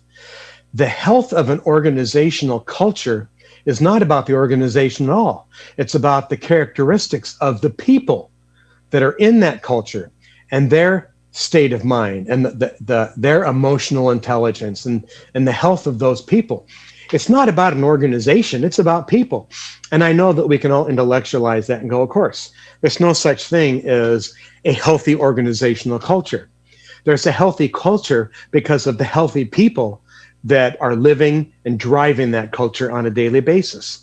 And the last thing is, before I get into the 4 stages of EQ, which I've already teased, is that change and effective leadership starts with the emotional quotient, or the EQ, of its leaders. And all 8 of you are city leaders, and you're looked at as leaders, and they're looking at you to be effective on behalf and good stewards on the behalf of the community that hired you. I know it's strange. I use hire instead of vote, but it's a John Carverism, and I just love it. So let's get into the 4 characteristics of a healthy EQ. Then we're going to break them down one by one. We're going to do an individual assessment, which will be confidential. Nobody will see anybody's assessment. We're going to do it virtually. In fact, I don't even want you to share your scores. That's not what it's about. But you can't effort to improve any particular area of who you are, whether it's leadership, communications, emotional control, or management, without first knowing what your strengths and weaknesses are, right? We want to leverage our strengths. We want to shore up our weaknesses. Pretty straightforward. So the first 2 are internal. The last 2 are external. So self-awareness. How well you know yourself. Are you aware of yourself? Are you aware of how the surroundings around you have an impact on you? The second is that if you've got good self-awareness, you can employ good self-management. You can't be good at self-management if you're not first self-aware. In other words, how well do you regulate your emotions? Put yourself in check. These are some of the things that Greg was alluding to, and that's why I said, this is really going to affirm, this will be very affirmative to the way you're wired. And I personally believe, Greg, that what you shared demonstrates a healthy EQ. So I appreciate that sharing, and it's unfortunate you were within a corporate culture, which means there were some unhealthy people in that organization that maybe took a personal offense at it. It's like, oh, he's got to be communicating to me, which in fact you were reminding yourself to check your ego at the door. But so the people that would be offended by something like that would typically have a lower EQ. And I'm going to use myself as an example after we do the assessment, because I'll share some things about myself that will floor you.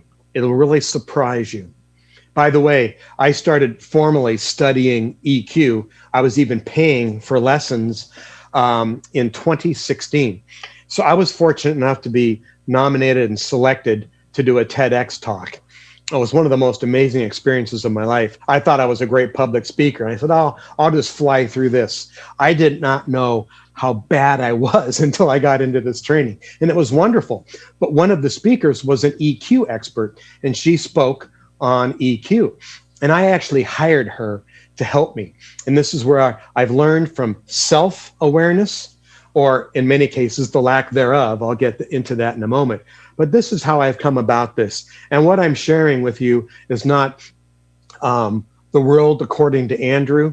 These are best practices, and the people that are most adept in this are typically those in psychology fields. So those are the 2 internal conditions or characteristics of a healthy EQ, that you've got a strong self-awareness and you're able to self-manage. The 2 external, and again, you've got to be good at those 2 before you can get external, is social awareness. And that is how well you read others. And you can see, as a leader, as a legislator, and I'm going to use Jim's word, as a collaborator, how important it is that you accurately read others. And just because you have an assumption does not mean that your assumption is lined up with their intent. And that's where it's really good to do feedback and share. And so, well, what I understand you to say, Susan, is X, Y, Z. Do I understand that correctly? And Susan will say, well, your X and your Y are right, but the Z is a little bit off. Let me restate that a little better. Great. Okay, thank you. No, I'm clear. I no longer have a disagreement. Then you move on. Or I actually do have a disagreement. I'd like to share my view of this. That is healthy discourse. Healthy discourse does not require that you all agree. It's that you disagree with respect. And EQ is what's going to supercharge your empathy and your ability to respect others. And the best way to earn respect from others around you is to present it at a consistent and equal level. So after you're socially aware, then we go to relationship management, right? So the first and the third are about awareness. the second and the third about management, how well you engage your interpersonal skills and interpersonally with others so that you are good at conflict resolution and to get through disagreements together. Does that mean at the end of the conflict resolution that you will all see the same issue in the same way? Absolutely not. That is not what we're efforting here. What we're efforting is the process in which we engage in that discourse. So it's not about agreeing or disagreeing. It's about how we go about agreeing or disagreeing. So those are the four.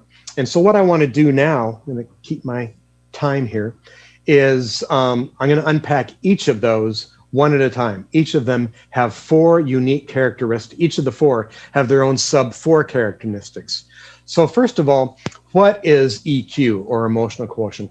Often referred to, as I said before, emotional intelligence, or EQ, is the ability to understand, use, and manage your own emotions in positive ways to achieve these outcomes. We want to manage our emotions in positive ways to relieve stress. Not only relieve stress that we're experiencing, but to relieve stress among a group dynamic. And every time council meets, you are in a group dynamic. And collaboration, and I keep coming up with Jim's word. I just love that word. And several of you talked about how much more collaborative this most recent budgeting process was. And good for you. You saw something that you identified as a weakness. You spoke it into truth. And you said, we're all going to work together to do a better job. And based on what I've heard from half of you is that it was a huge success. And again, success breeds success. So good for you. So relieving your own stress in terms of self-awareness and self-management, or relieving the stress of others. By the way, I use EQ a lot in my marriage. And you know, after 31 years, the fact that we've been together 31 years, I take no credit for. Sandra gets 100% of the credit. And when I share my EQ assessment, you'll understand why. It also helps us in a positive way communicate more effectively. Leaders need to be very effective communicators. And, you know, if we want to communicate effectively and maybe even influence the way others perceive something, if we're trying to influence it, and we're trying to influence it for the better of the city, or the better of the council, or the better of our administration and staff, then that's a positive motivation. If we're trying to influence it for our personal gain, that's called manipulation, right? You know, this isn't new stuff, but what will be new, and I will get after we go through this, is how the top 10 list and how you can improve your EQ. That's the bottom line. After learning all of this and why EQ matters, specific tactics to improve it, that's where the end game is. Managing our emotions in positive ways to more effectively empathize with others. And empathy is a term that we throw around very frequently, and most people think they're empathizing, but in many cases it's more of they're sympathizing, they're not empathizing, or they're listening to look for an opportunity to insert their views. Okay, that is not a strong EQ. Empathize with others to their benefit, not yours. To truly be empathetic, I'm taking an advanced communications course that it's a year-long, meets every Tuesday night. It's incredible. I'm learning so much. And I thought I was a good communicator. Not really. Isn't that ironic? You're being taught a communications course by someone who is weak in communications. But that's what makes me so effective at doing it, is because I've been doing it wrong my entire life. But real empathy means that we have to completely empty ourselves, and we need to think from our heart and not our head.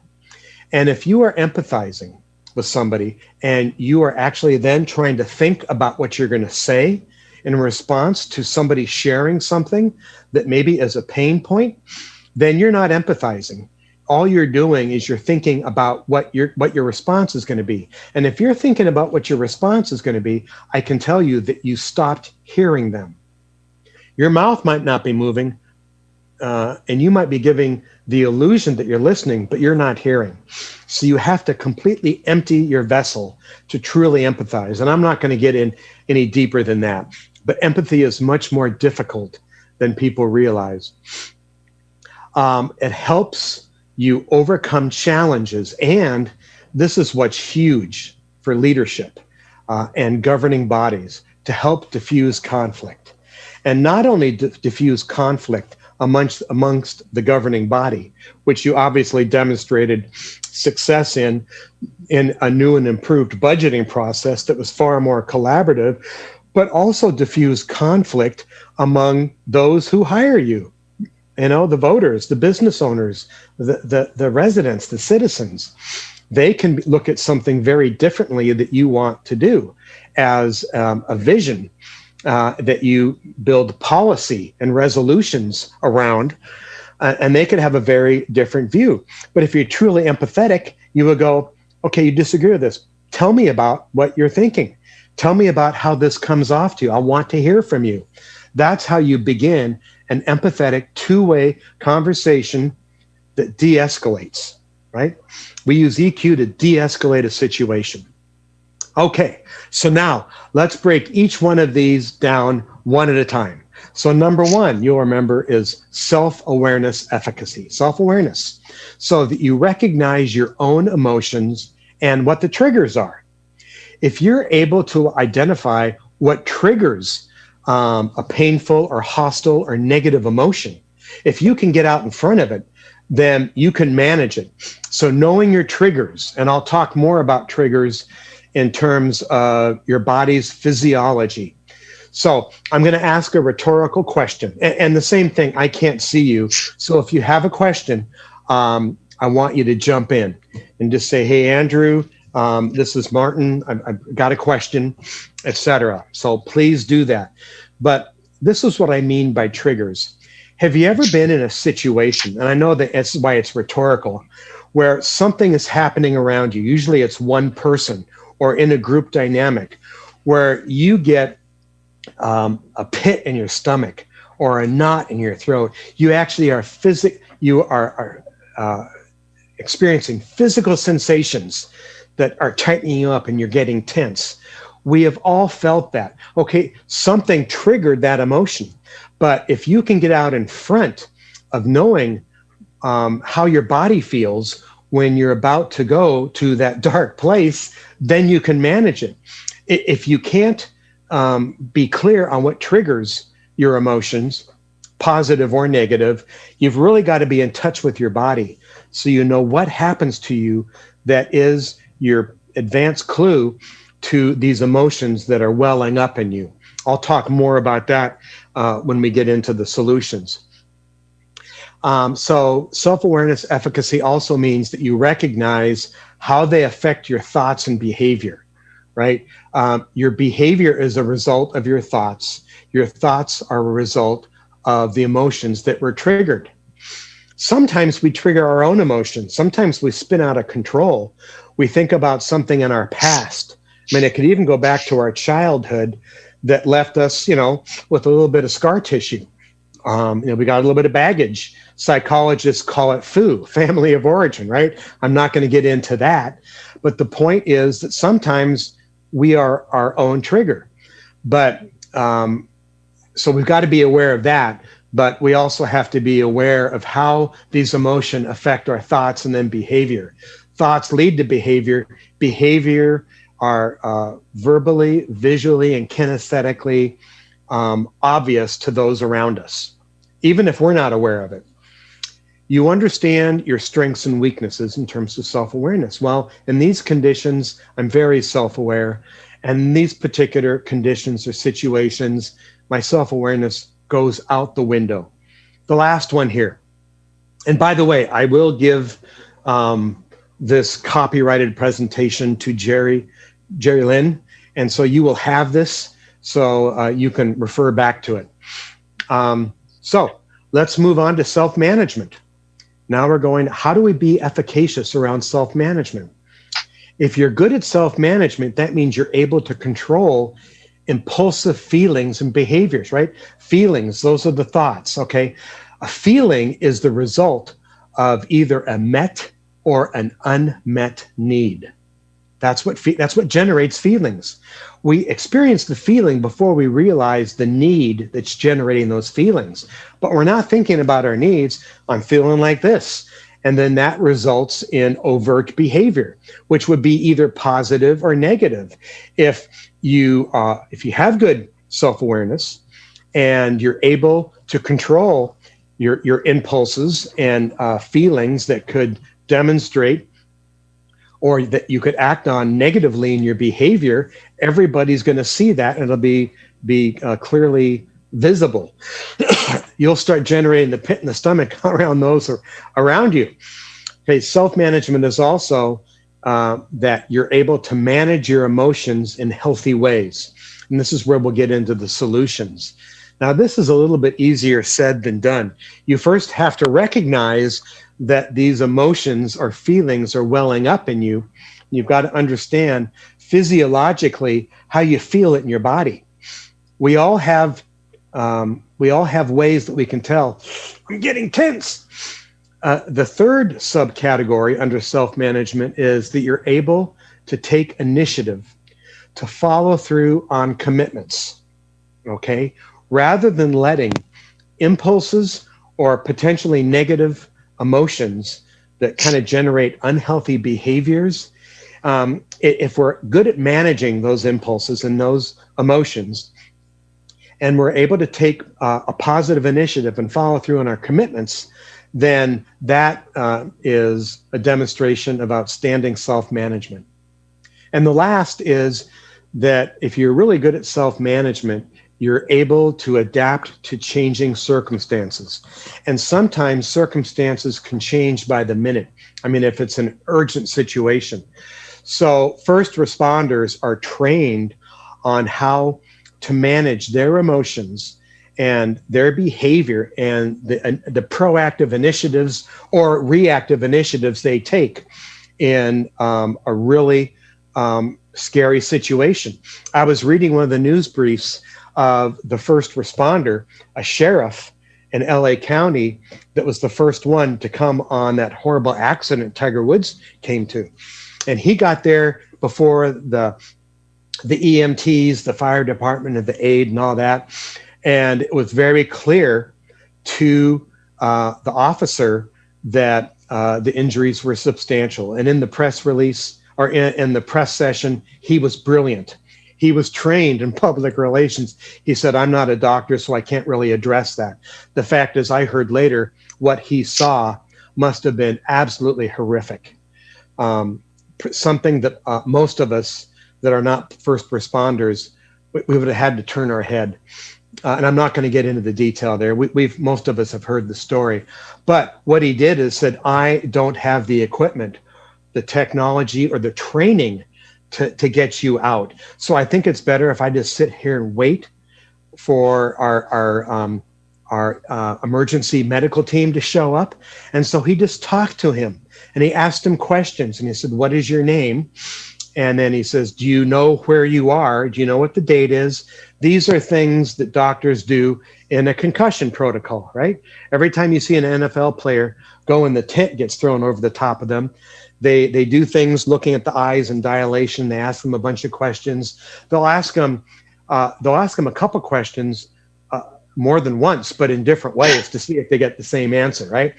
But this wonderful LA County sheriff was calm and kept Tiger calm. Now, Tiger was clearly in shock because at that point he felt zero pain. And after he woke up from hours and hours of surgery, he had zero recollection of the accident. And so, I don't know what you believe, but I believe that's kind of God's way of protecting us. And, we all have different higher powers, and I'm not going to go down that path. But being able to adapt to changing circumstances. Sometimes circumstances change over weeks, months, or even elected terms, right? Sometimes they're changing minute by minute, in the heat of a discourse. And we all have high EQ rather, and that means our discourse will be positive and we'll be able to come to a conclusion, vote, and then to move on. And again, that's another thing that's much easier said than done. I don't have it in me to be, I think, an effective elected official. My EQ is too low, quite frankly. Okay, number 3, now we're moving to external. Social awareness efficacy. That is that you have empathy for others. You can't empathize with somebody without asking them to share what they're thinking or what they're experiencing, and stop your internal dialogue and actually hear what they're saying. That's what real empathy is. And don't think about what your response is. In this training I'm going through, one of the people, in fact, one of the moderators, it's actually a self-training. We all take a moderator and facilitation roles based on what module we are in the curriculum. But the group leader talked about how he was there for 20 minutes with someone who was sharing some real pain, and she was sobbing, and it was just a really tough time in her life. And he sat there for 20 minutes, and they were very close friends. And he just had his hand on top of her hand, and he didn't utter one single word in 20 minutes. And after that was over, she thanked him for listening. And even though he didn't do anything but give his whole self to listen, he got credit for helping her. I mean, listening to, I just gave you in 15 seconds what he shared in about 3 minutes. And you could hear a pin drop in our virtual room. Nothing I've been able to do. I jump in with, oh, you should do this and give advice. That's not empathy. Okay. But if you're very efficacious on social awareness, the third of our emotional quadrant characteristics, you understand the emotions, which are the feelings, the needs, which are what generate the emotions, and the concerns of others. And the only way that you can truly understand the emotional needs and concerns of others and their pain points is to have true empathy for others. Empty yourself, stop your brain, and hear. Again, easier said than done, and it takes practice. I actually have practiced using meditation. I don't know if any of you do meditation, but I find it to be very calming, and I do some very simple breathing exercises, and it actually lowers my stress and tension, and it brings me to a higher EQ level of awareness. It's really cool. I mean, you can sit there and do a breathing exercise for 5 minutes, and people call that meditation, and it's amazing what it can do for you. Pick up on emotional cues and to feel comfortable socially.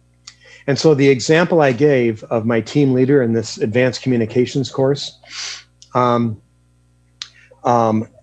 he just had his hand on his friend's hand and never opened a word, it took an incredible strength to be comfortable to sit there for 20 minutes and really hear and experience what she was going through without giving some advice or without sympathy. Oh, I'm so sorry you're going through that. That's sympathy. That's not efficacy.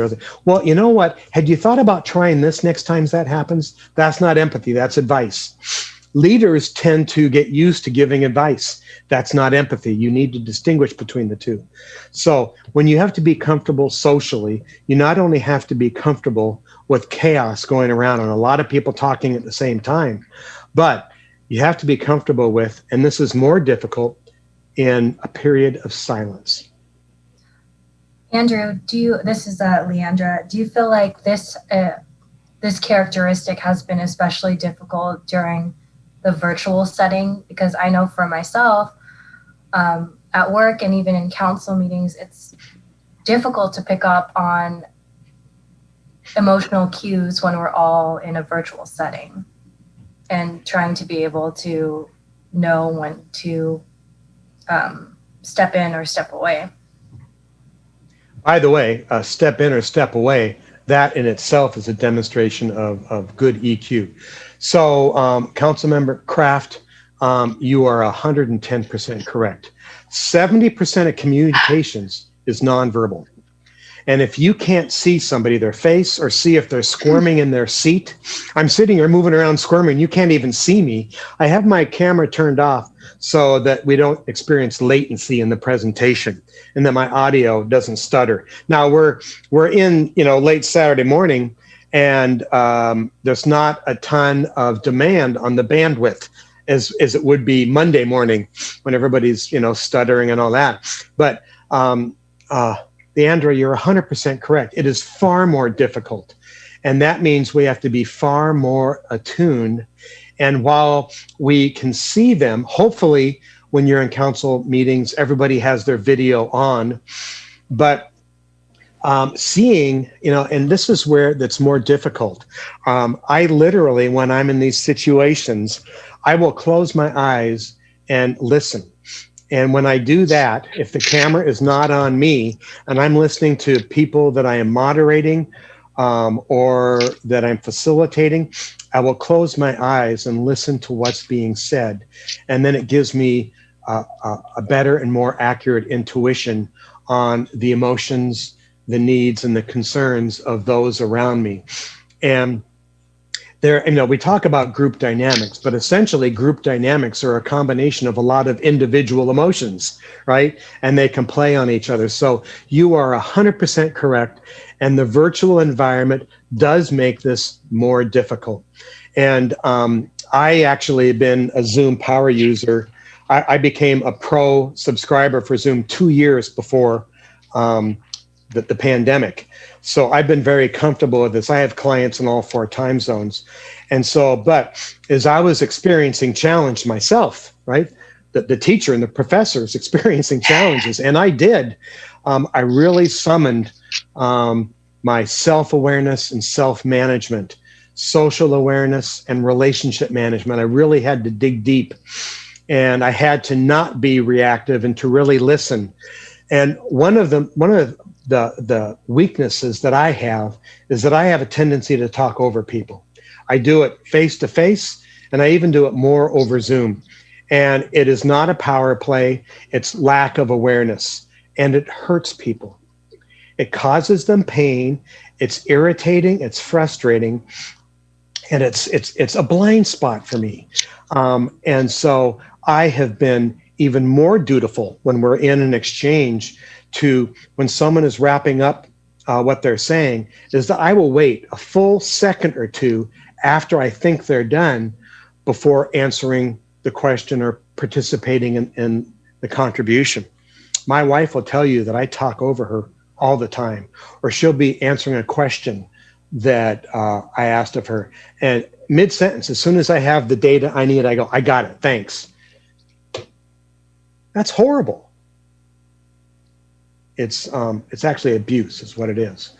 Abuse isn't just physical. There is emotional and verbal abuse. And it's every bit as painful, maybe more, than physical abuse. I told you I was going to let down my hair. So, Leandra, take a star out of petty cash. You nailed it. Did you have a follow-on comment there, or would you like me to continue? Nothing additional. Thank you. Okay. Thank you for sharing that.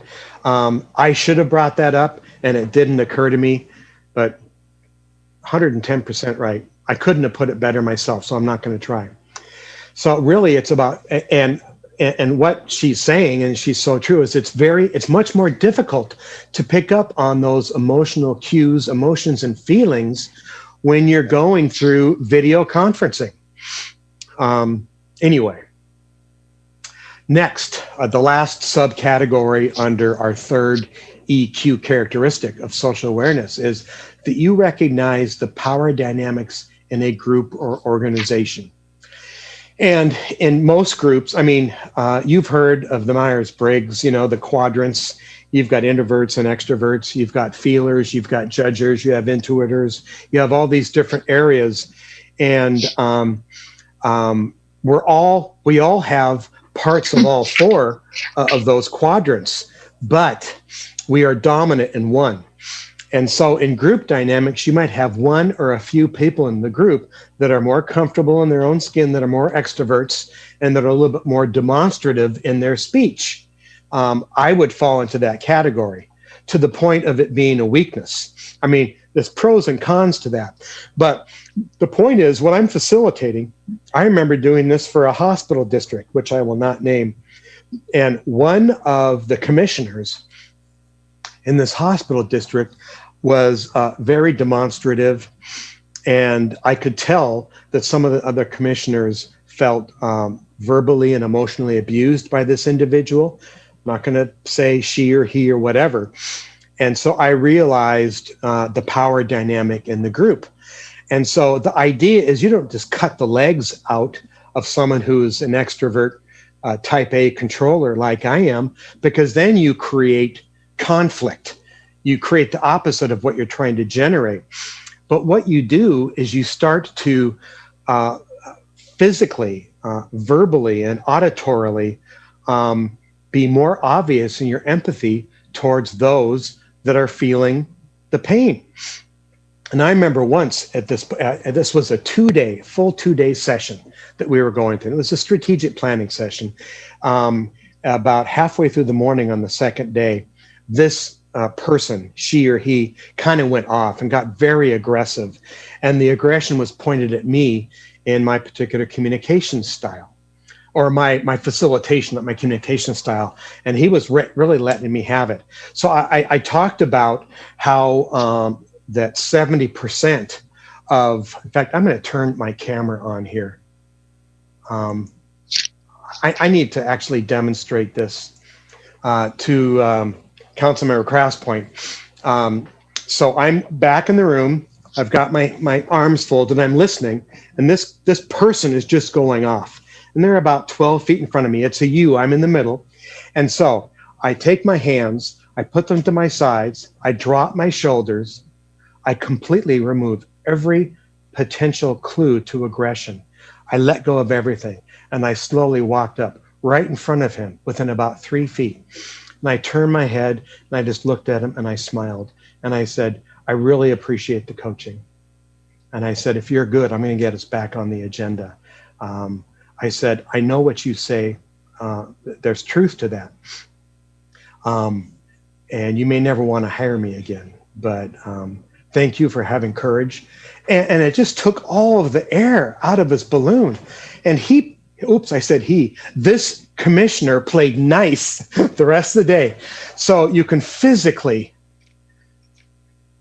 remove the tension.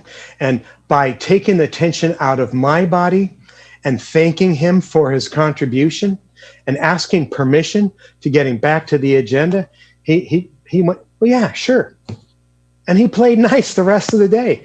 And so that is relationship management. Now, here's the thing, and I'll talk more about this as we go, because I had shared before that you need to have self-awareness before you can be good at self-management. And you need to have good self-awareness and self-management before you can have good social awareness. You have to really be good at social awareness before you can be good at relationship management. They go into that sequence. Okay, I'm an anomaly.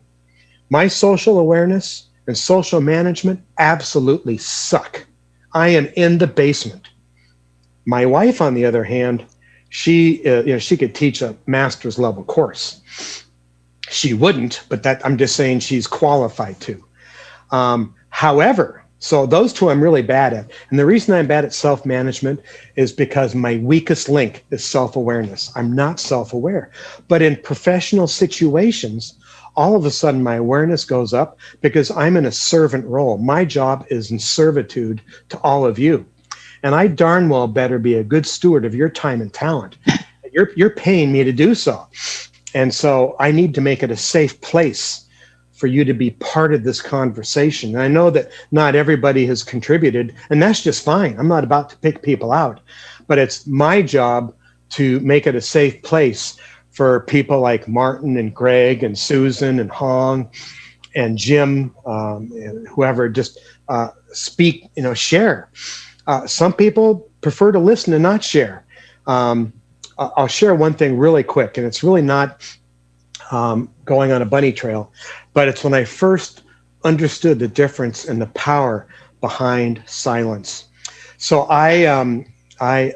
so my wife Sandra and I started this company, Marketing Solutions. We're in our 24th year. We incorporated in 1997. And one of the early boards that I had been appointed to, one of the people on the executive committee, I believe it was the secretary or the vice chair, I don't remember, but he was, up in succession to be the next board chair. We would be into these discussions and we'd be brainstorming, and the group dynamic was very healthy. And while we saw things different ways and we're emotional and passionate about it, we kept our emotions in check. But this particular man, his name is Craig Newbold. Craig and his wife Rose, my wife and I were very blessed to get to know them personally. They used to live in Medina, and they have moved to Cincinnati to care for their aging parents, which is where they met. Anyway, back to the story. This gentleman was a remarkably successful person. More zeros on his tax report than I'll ever see. That's not the point. But he never said anything. He would just be quiet, and he'd listen, and he'd just, be affirmative, kind of look around and everybody and listen. And he would hardly ever talk. But the few times that he talked, and he has a very soft voice, his EQ and his IQ were off the charts.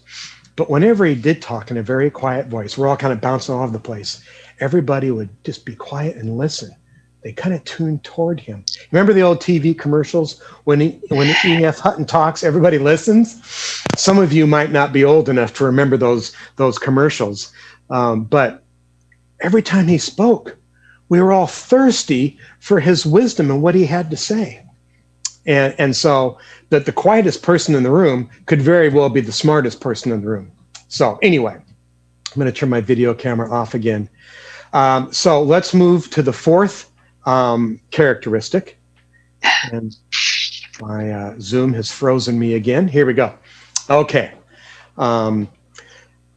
So I'm curious, does everybody hear me? Is my audio good? Are you able to hear me? Because I am hearing all you very well. Yes. Yes. Okay. Thanks for the affirmation. I want to make sure that my audio is good. That's why I wear a headset and all of that. And it removes some of the background noise in my office. So the fourth is relationship management, right? We have to be self-aware, number one, to be able to manage our emotions, self-management. Number two, I'm actually holding fingers up. My camera is turned off. We have to have good social awareness before we can have good efficacy in relationship management, which is where we are. So if you're really good at relationship management, you know how to develop and maintain good relationships. And most of the time we can develop good relationships with our mouth shut rather than our mouth open, and use empathy. I remember once I was working, this was with a very close friend, and we were on the golf course. We've been friends since I was 4 years old. He's been my best friend. He was in my wedding, best friend. And I had said something that really hurt his feelings. And he and I can sit in the same room and not say a word for a half hour. That's how comfortable we are with each other. But I said something, and I could see from his body language. And I said, Mark, what happened? I said, did I cause some stress? Please share with me what's going on with you right now. And he waited, what seemed like for eternity. And I was smart enough to keep my mouth shut. And he finally said, well, when you talked about Cheryl, I was talking about his wife. I actually introduced them. I was part of bringing them together. I said something that I didn't think was derogatory, but he took as derogatory. And I just listened. I didn't say anything. In fact, I put my club back in my bag, and I sat there empty-handed, just looking at him, listening. Fortunately, we were waiting to tee off, and we weren't holding anybody up. And then after he finished saying what he said, and he probably didn't talk for more than 30 seconds, I let a long period of silence go. And I truly empathized, and I felt his pain.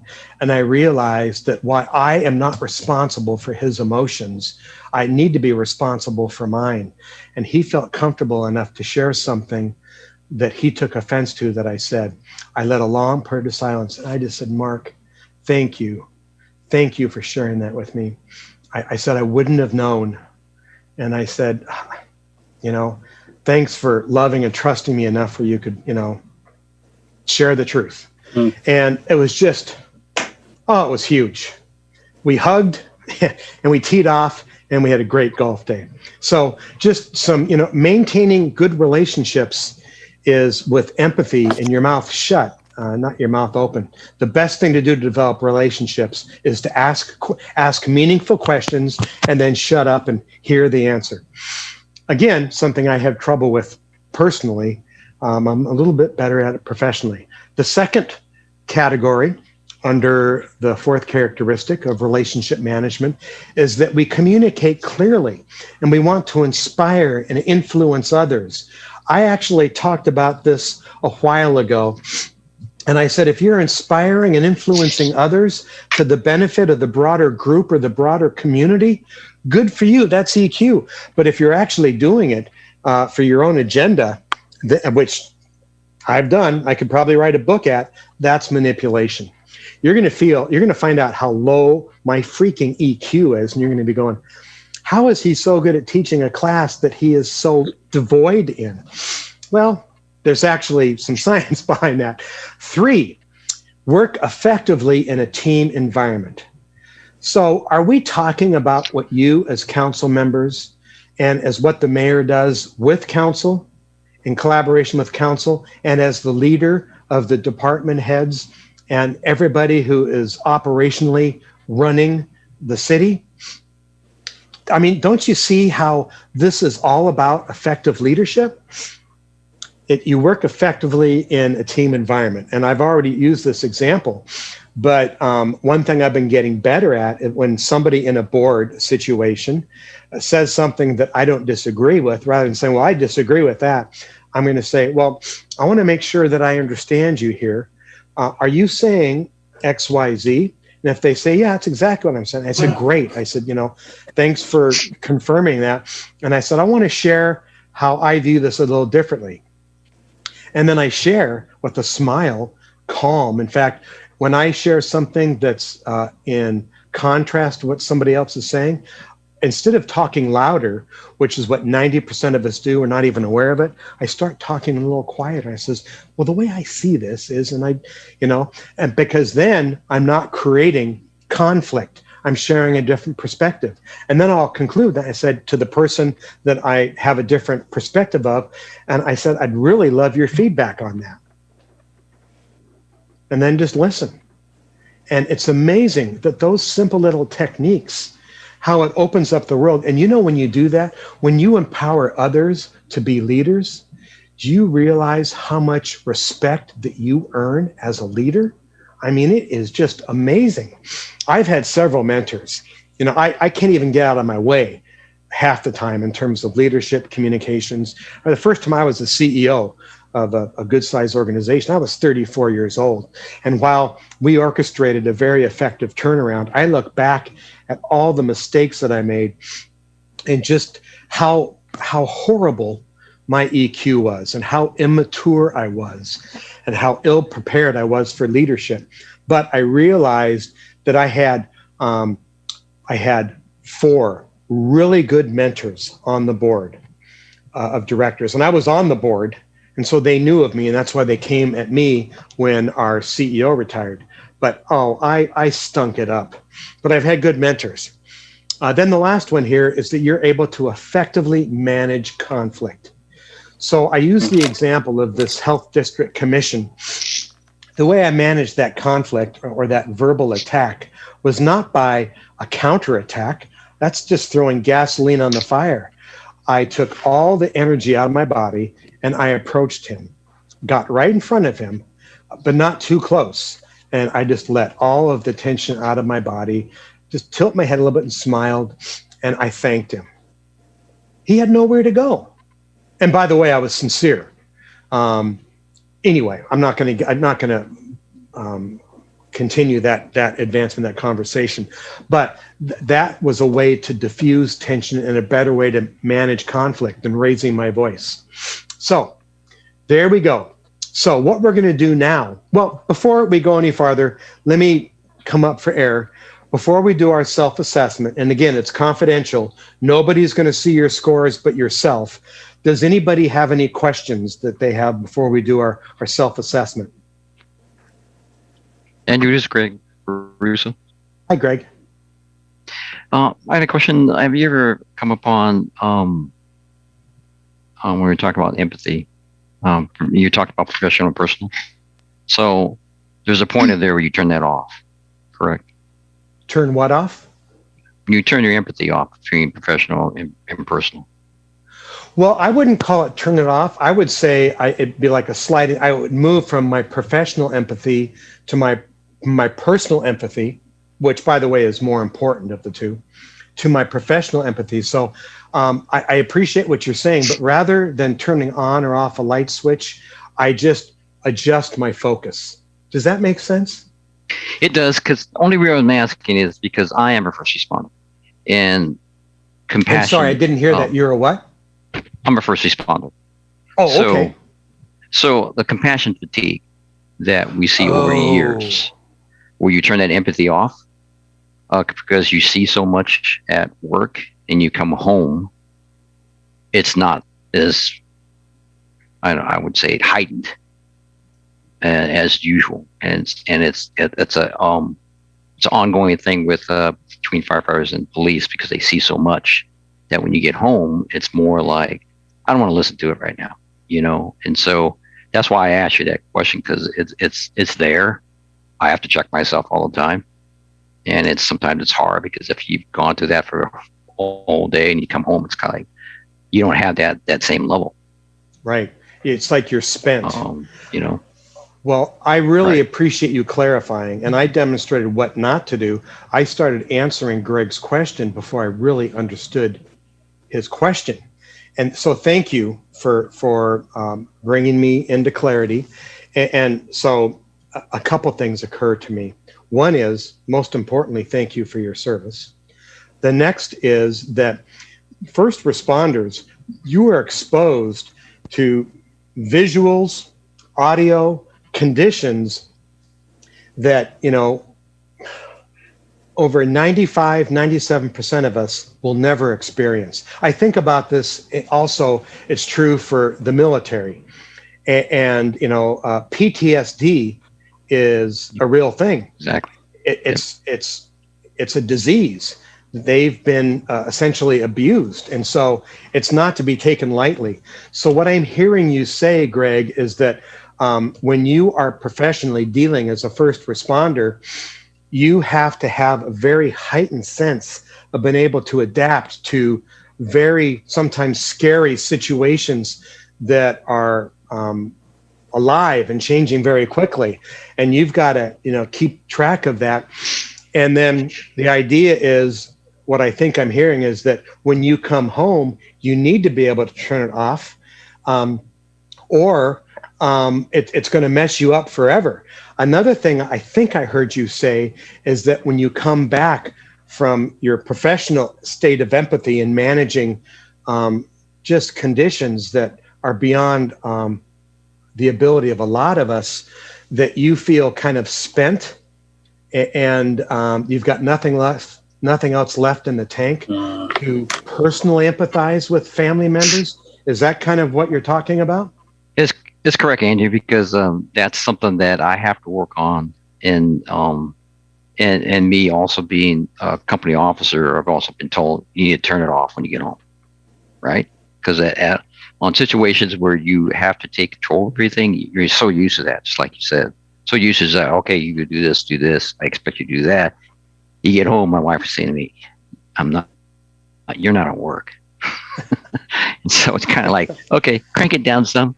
When I've had to do that, you have to think of what I say all the time when I get home, because if I've had a hard day and I'm so used to doing that, it's kind of like, okay, yeah. Even my kids are telling me, you'll look at me with a funny look, and I'll just go, oh, okay, that's so that self-awareness comes in, and it takes a lot of practice. It's not something that I can just turn it on and off so much for so many years. It's just I constantly are doing it when I get home. So just wanted to share that. Well, I'm glad you did, and I hear you. And there are some techniques that first responders and military do. And I'm not an expert in this, but they compartmentalize by disassociating. And I mean, you can actually take that tactic to a flaw. I mean, disassociation is actually a condition of some mental diseases like schizophrenia. It's like you completely compartmentalize and disassociate. People with multiple personality disorders disassociate. But there are techniques. I mean, you have to let that go. My gosh, what happened if you stored every bit of that? You'd explode. But you're right. Back to the point. What I understood the point is that when you get home and you're dealing with your family, your awareness level of your personal empathy has gone down because you have spent all that you had with your professional awareness. And my guess is, as a leader, you're doing things automatically. It's habitual because you're trained and you've done it before. But Greg, you're right. It's very difficult. It is.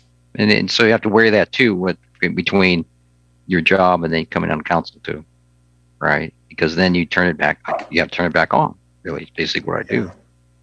And so it's kind of a double-sided sword a little bit. But that's me. I mean, It's just like I think a lot of other people deal with it, and how we deal with that is totally, up to us. But something that there. Well, I'm glad that you brought that up, because that really is, kind of a master's level area about these concepts. So thank you. My heart's kind of pounding right now. Andrew, this is Martin.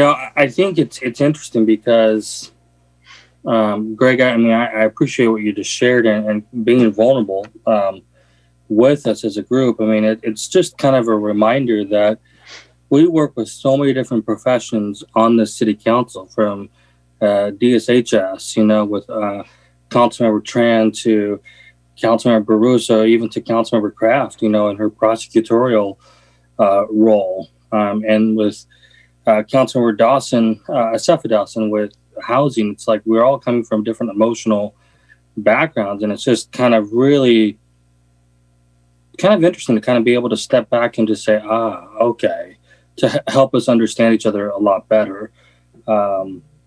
So I think that's what kind of comes to my mind at this very moment, that I'm appreciative. And I think this conversation and I've been taking some notes here, but just, the whole 4 characteristics segment of your training, I think, is just kind of a good reminder of how do we be patient with one another? How do we hear each other, right? And understand each other. Well, and you just identified very important characteristics, Martin, of social awareness and relationship management. So I appreciate both of you sharing. And just because of time, what Greg said really had a very positive impact on me. And my empathy meter is on tilt right now in a wonderful way. But it's like, I want to take Greg out for a cup of coffee and get under your, learn about you more. So because of time, though, I am going to have to get back in. Thank you. And I think Martin said it better than I did, Greg. Thank you for sharing your vulnerability. When you share your vulnerability and you kind of wear your emotions on a sleeve in a positive way, the level of respect, the level of empathy goes up for your condition, your situation. And as your empathy goes up, so does your respect, people respect for you. I'm serious. I hope that the two of us can go out for a cup of coffee sometime. And I can't figure that out logistically at this time. I need to stay focused on this, but thank you. Sounds good, Andrew. Thanks. Thank you very much. Okay. Awesome. The good thing is that we're going to get into, after the assessment, we're going to show some techniques to strengthen the 4 areas of EQ. So again, I want you to get out a piece of paper and a pencil or a pen. You actually have to write some things down. And I cannot overemphasize this. I want you to be completely candid in your ratings. You're going to rate yourself essentially from 1 to 10 on 10 different characteristics. Okay? So you're going to see 10 different functions or characteristics, attributes, if you will. You're going to score yourself on each of the 10 individually from a 1 to 10. 1 means you're absent of it, you're void of it. 10 means you could teach a class. And you're going to do it for all 10 of the categories. Now, you've got to be candid. There's nothing worse than lying to yourself, because you can never really evolve or self-improve. And I assure you, nobody other than me is going to share scores. I don't want to know your score. That isn't the point of the exercise. The point is for you to know where you're strong and where you're weak, or where you have opportunities to grow, is a better way of putting it. And that will enliven the tactics on improvement. So I'm going to switch. Everybody got a piece of paper and a pen out. Let's go ahead. So the very first one is, it's almost like, you recognize and can describe your own emotions. If you're really good at recognizing and describing your own emotions to yourself before you act on them, then that's going to be a higher score. If you're like me and your self-awareness is in the basement, that's going to be challenging. So score yourself from, so what I want you to do is to write the number 1, that's the question number, and then write a dash, and then write 1 through 10. And by the way, I'm going to give you all of these. So you might even want to take a second to write the whole question down. You recognize and can describe your own emotions. Score 1 through 10. The second one is... Quickly? Oh, yeah, go ahead, please. Some of these probably are going to have the same numbers, correct? So I'm not 1 through 10. Yeah, it's a very good point. So each one of these is mutually exclusive. Yeah, you're not going to have a 1, a 2, a 3, a 4. You could have 3 4s and 7 8s. Well, you couldn't. There's only 10 questions. You could have 6 8s. You get the idea. You get all over the place. So a perfect score would be 100. The lowest score you can get is 10. So I'm not sure who said that, but thank you for clarifying that for all of us. So I think I'm going to go slow enough where you can actually write the question down. You recognize and can describe your own emotions. Very true, high number. Very false, low number. The second question I'd like you to write down. You are aware of the emotional impact you have on others. If you're very aware on the impact, the emotional impact you have on others, you're going to have a higher score. If your awareness is low, it's going to be lower. Write it out and score yourself 1 through 10. 10 being high awareness, 1 being very low awareness. The third question, you are able to self-regulate and control your emotions. If it's not obvious, the first 2 questions fall under the category of self-awareness, the first of the 4 characteristics. And this is the first of the 3 questions under self-management. Write it out, score yourself 1 to 10. You're getting the algorithm now, so I'm going to go a little bit faster. 4, you remain positive during difficult situations. Okay, again, that falls under the self-management. If you go negative right off the bat, then your number is going to be lower.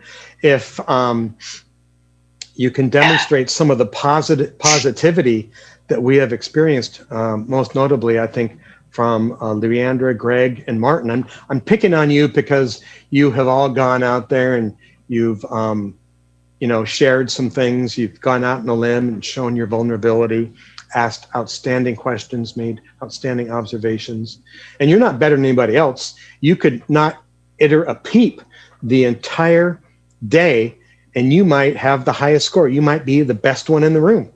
Go to the front of the class, take a petty stir out of petty cash. Number 5, which is the last of the three under self-management, is you are able to focus and set your own emotions aside. Scribble that out and give yourself your 1 through 10 rating. Okay, now, checking time here. I need to probably be a little bit less chatty than I have been. I apologize. We're going to get out on time, though.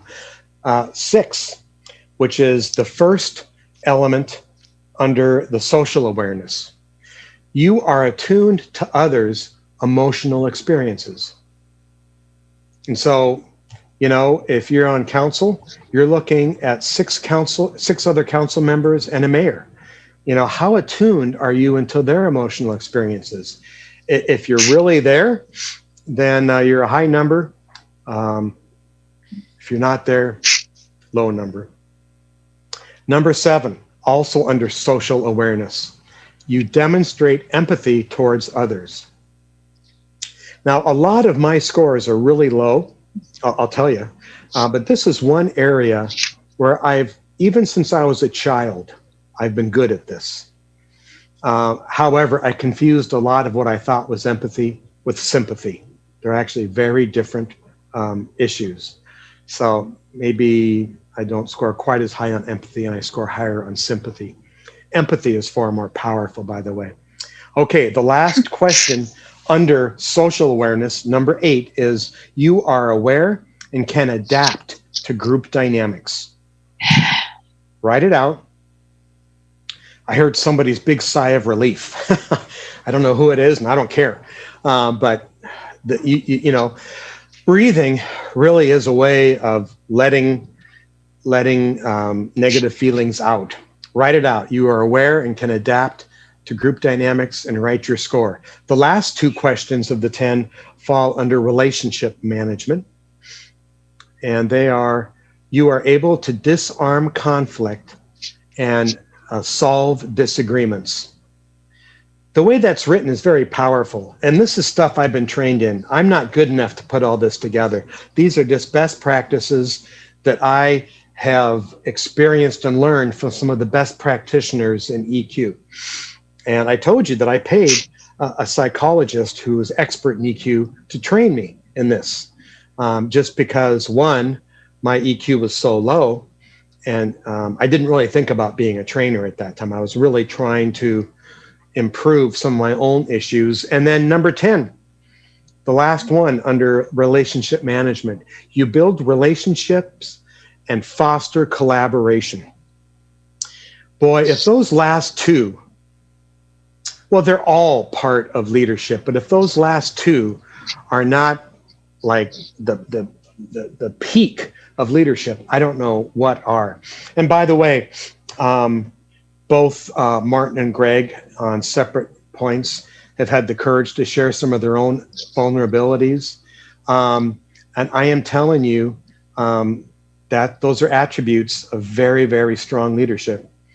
I'm going to share some vulnerabilities of mine as we kind of get through this. So now what I want you to do is you've got those 10 individual scores.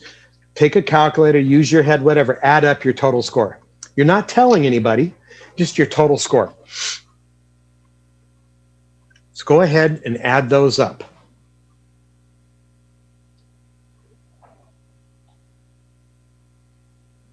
Okay. Again, don't share your scores. You can share what you learned. So we're going to talk for just about 5 minutes or so before we get into how to actually make measurable improvements. And I'm the poster child of doing it wrong. So I want to share with you. I've been very candid that my EQ is in the bucket. When I did this the first time, and I haven't done it for 5 years, my score was a 33. Just way towards the bottom of the heap. Does that make me a horrible person? Of course not. If any of you scored below 30, does that mean you're not a good leader? No. What it means is that you have opportunities to develop even more powerful leadership, empathy, relationship building, disarming a disagreement, conflict resolution. You just have opportunities to grow. And if you're, above 80, does that mean you're all that and you should go pop a bottle of champagne? Of course not. You've got some real skills there. And that's great. And now you've done a self-assessment and you know where your strengths and weaknesses are. By the way, just so you can know, because what I do is I actually, when I'm in a live setting, I have them fill out this. So questions 1 and 2, put this on your sheet, are about self-awareness, right? Self-awareness in that category. The next 3 questions, 3, 4, and 5, are conditions of self-management. The reason I'm doing this is because I want to make sure you know which areas you have the best opportunities to improve on. It's questions 6, 7, and 8. Those 3 questions fall under social awareness. Write that down in that category, and you can clean this up later. Hopefully it's a mess, but you can clean it up later. And then the last two questions or statements, 9 and 10, fall under the relationship management characteristic. So this EQ characteristic self-assessment is absolutely landed on these 4 characteristics. So I shared, now I'm serious, I don't want to hear anybody's scores, but I'll tell you, under the self-awareness and self-management, I didn't have a single score at above a 4. I mean, just really horrible. I mean, some 1s and 2s in there. It's pretty bloody. And this is what's so weird, is that typically your self-awareness has to be high before you can have self-management, which leads to a stronger social awareness, the 3rd, and that leads to the 4th characteristic, relationship management. When it came to social awareness and management, that's where I had higher numbers. And so instead of, rating a 10 or a 15, I ended up at a 33 because in social awareness and relationship management, I scored higher. Completely the opposite. And I was very, very brutally honest with myself, kind of the opposite of the way that the sequence is ordered. So before we move into the last section, which is the solution, I want to relax a minute and ask if anybody, again, no scores allowed, but would anybody like to share anything that they learned? Or maybe it's an affirmation of something that you're already doing well. And if somebody wants to share an affirmation, hey, I learned that I could improve on this, that's fine. This is, I'm not going around the room. I just am opening it up for 5 minutes. If anybody wants to share a learning, an observation, an affirmation, whatever, just no numbers allowed. Andrew? I do. Oh, go ahead. Go ahead, Lydia. You go ahead, Lydia. Okay. So thank you for this exercise, actually. And I don't know if I know in my headspace, I do know what I want to put down, but I wasn't confident to do it. However, for example, question number 1, it says recognize and describe. I think I do recognize my emotions, but a lot of times I don't describe to others how I feel. So I withhold, right? And so I think I rated myself low there because, yeah, I recognize, but then I'm not willing to, right, recognize. Or what was the other one where I kind of struggled? May I I feel... Can I jump in just for a second? Yes, because you just identified an area where I did not clearly communicate. So the fact that you were able to distinguish between recognize and describe, that's very powerful. That tells me you've got a strong intuition. When I say describe, what I meant was describe to yourself, not to other people. Now, the purpose of describing your feelings and what needs are unmet in your own life is that's a superpower. And that's something that I'm learning about, which is why I'm taking this course. But the intention that I did not make very clear is that you're able to recognize this is all happening in your head, Lydia, and everybody else's. Okay, I recognize that's coming up for me. And so describing it as, okay, the pit in my stomach is saying so-and-so said something, and I got a feeling that's kind of triggered a negative emotion. So when you get into social awareness and social management, that's when you would describe to others how you're feeling. Okay. So you gave me an opportunity to clarify, but I would like to go back to you and hear the rest of what you're thinking. Actually, thank you for that, because now we go to number 9, and a lot of them, I was confident what I said or how I rated myself, and sometimes I did rate myself lower than maybe I should, or higher. I don't know. But then number 9 says able to disarm conflict and solve disagreement. I think I split those also, and I said, oh, I am able to disarm that. But then when it comes to solving it, I defer to the person or the people who are in conflict and kind of back off or back away. Because at that point, I feel like, can I solve this? So I'm not always effective of solving the disagreement, although I could disarm what's going on. So I think that's also, I did split those into 2 different categories. Yeah, and you know what might come be up with my answer. And so those are my 2 lowest answers, by the way. I rated myself very low in those 2 categories that I just described. Interesting. And because I know you, Lydia, and you and I have been in other team environments before, like SCA, I would rate you personally, observing you, I would personally rate you much higher in number 9. I can't rate you in the self-awareness because that's what happens in your head. But I have seen you in public outside of council, and I know who you are. And so I personally would probably rate you much higher. But the fact, and I don't know what your number is, and I don't want anybody to know what your number is. The fact that you say you write those are lower ratings for you, just say that you're very comfortable in your own skin, and that it actually communicates to the world that you have very strong leadership attributes. But the fact that you distinguish between recognition and description in number 1, and in number 9, distinguish between disarm conflict and solve disagreements, that's fascinating. And I think actually very intelligent and very intuitive.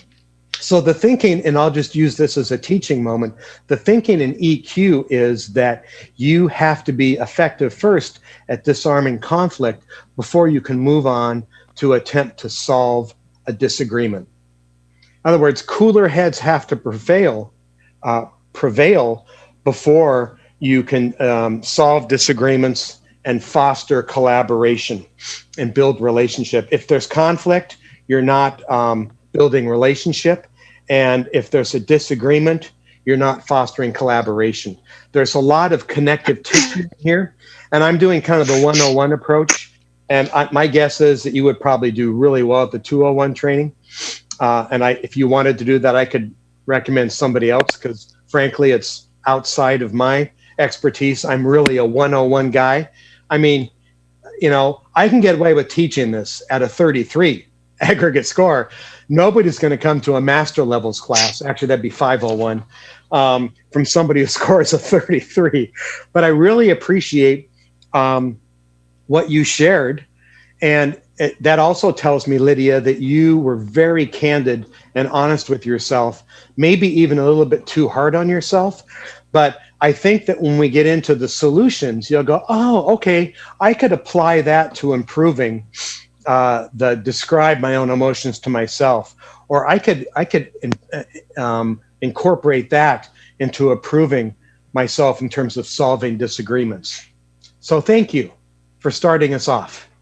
Courage, vulnerability. You're a leader. I'm not worthy. I'm being funny, but I'm absolutely being serious. So very impressive. Would anybody else like to share? I would. So when we talk about social awareness in the times that we're living in, it's really quite difficult. We've gone through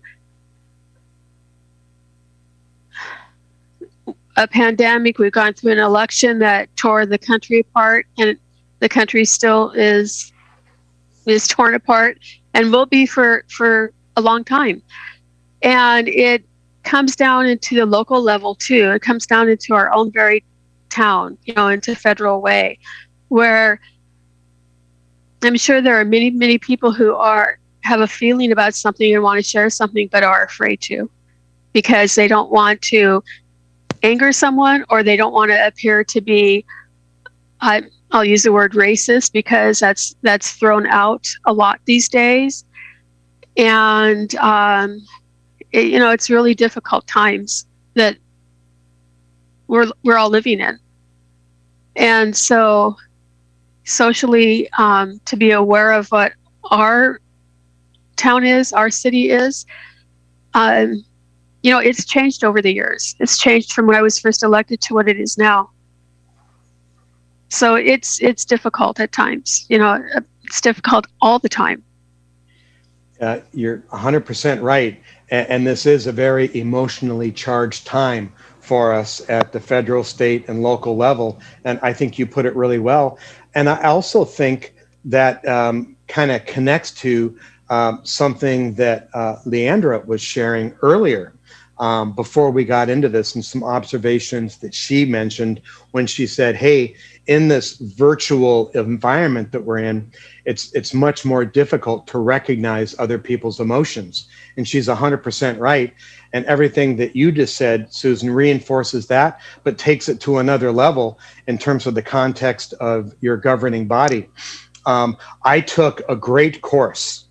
So I'll share with you. I shared earlier that when I did my TEDx training, that I thought, I've done public speaking to over 100,000 people. I got this. And then I got into the training and I realized how weak I was and how much I learned. I learned to channel my inner Greg, check my ego at the door, shut up and learn.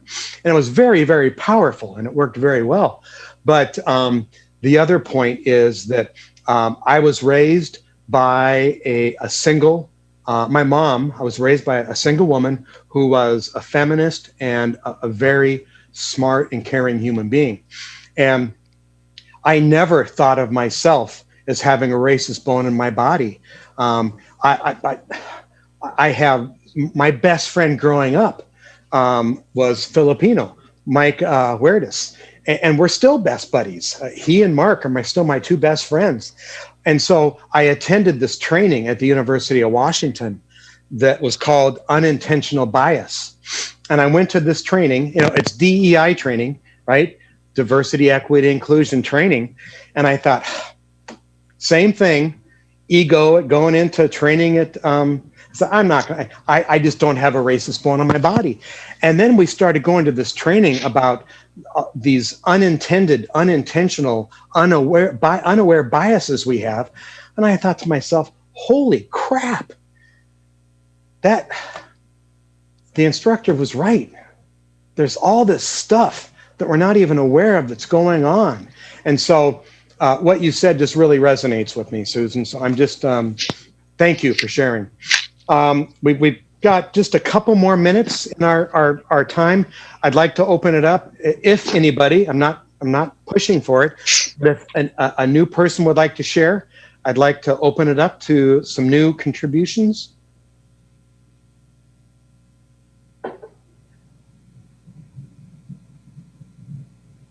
Okay, awesome. Let's go ahead and get to the end game, some solutions.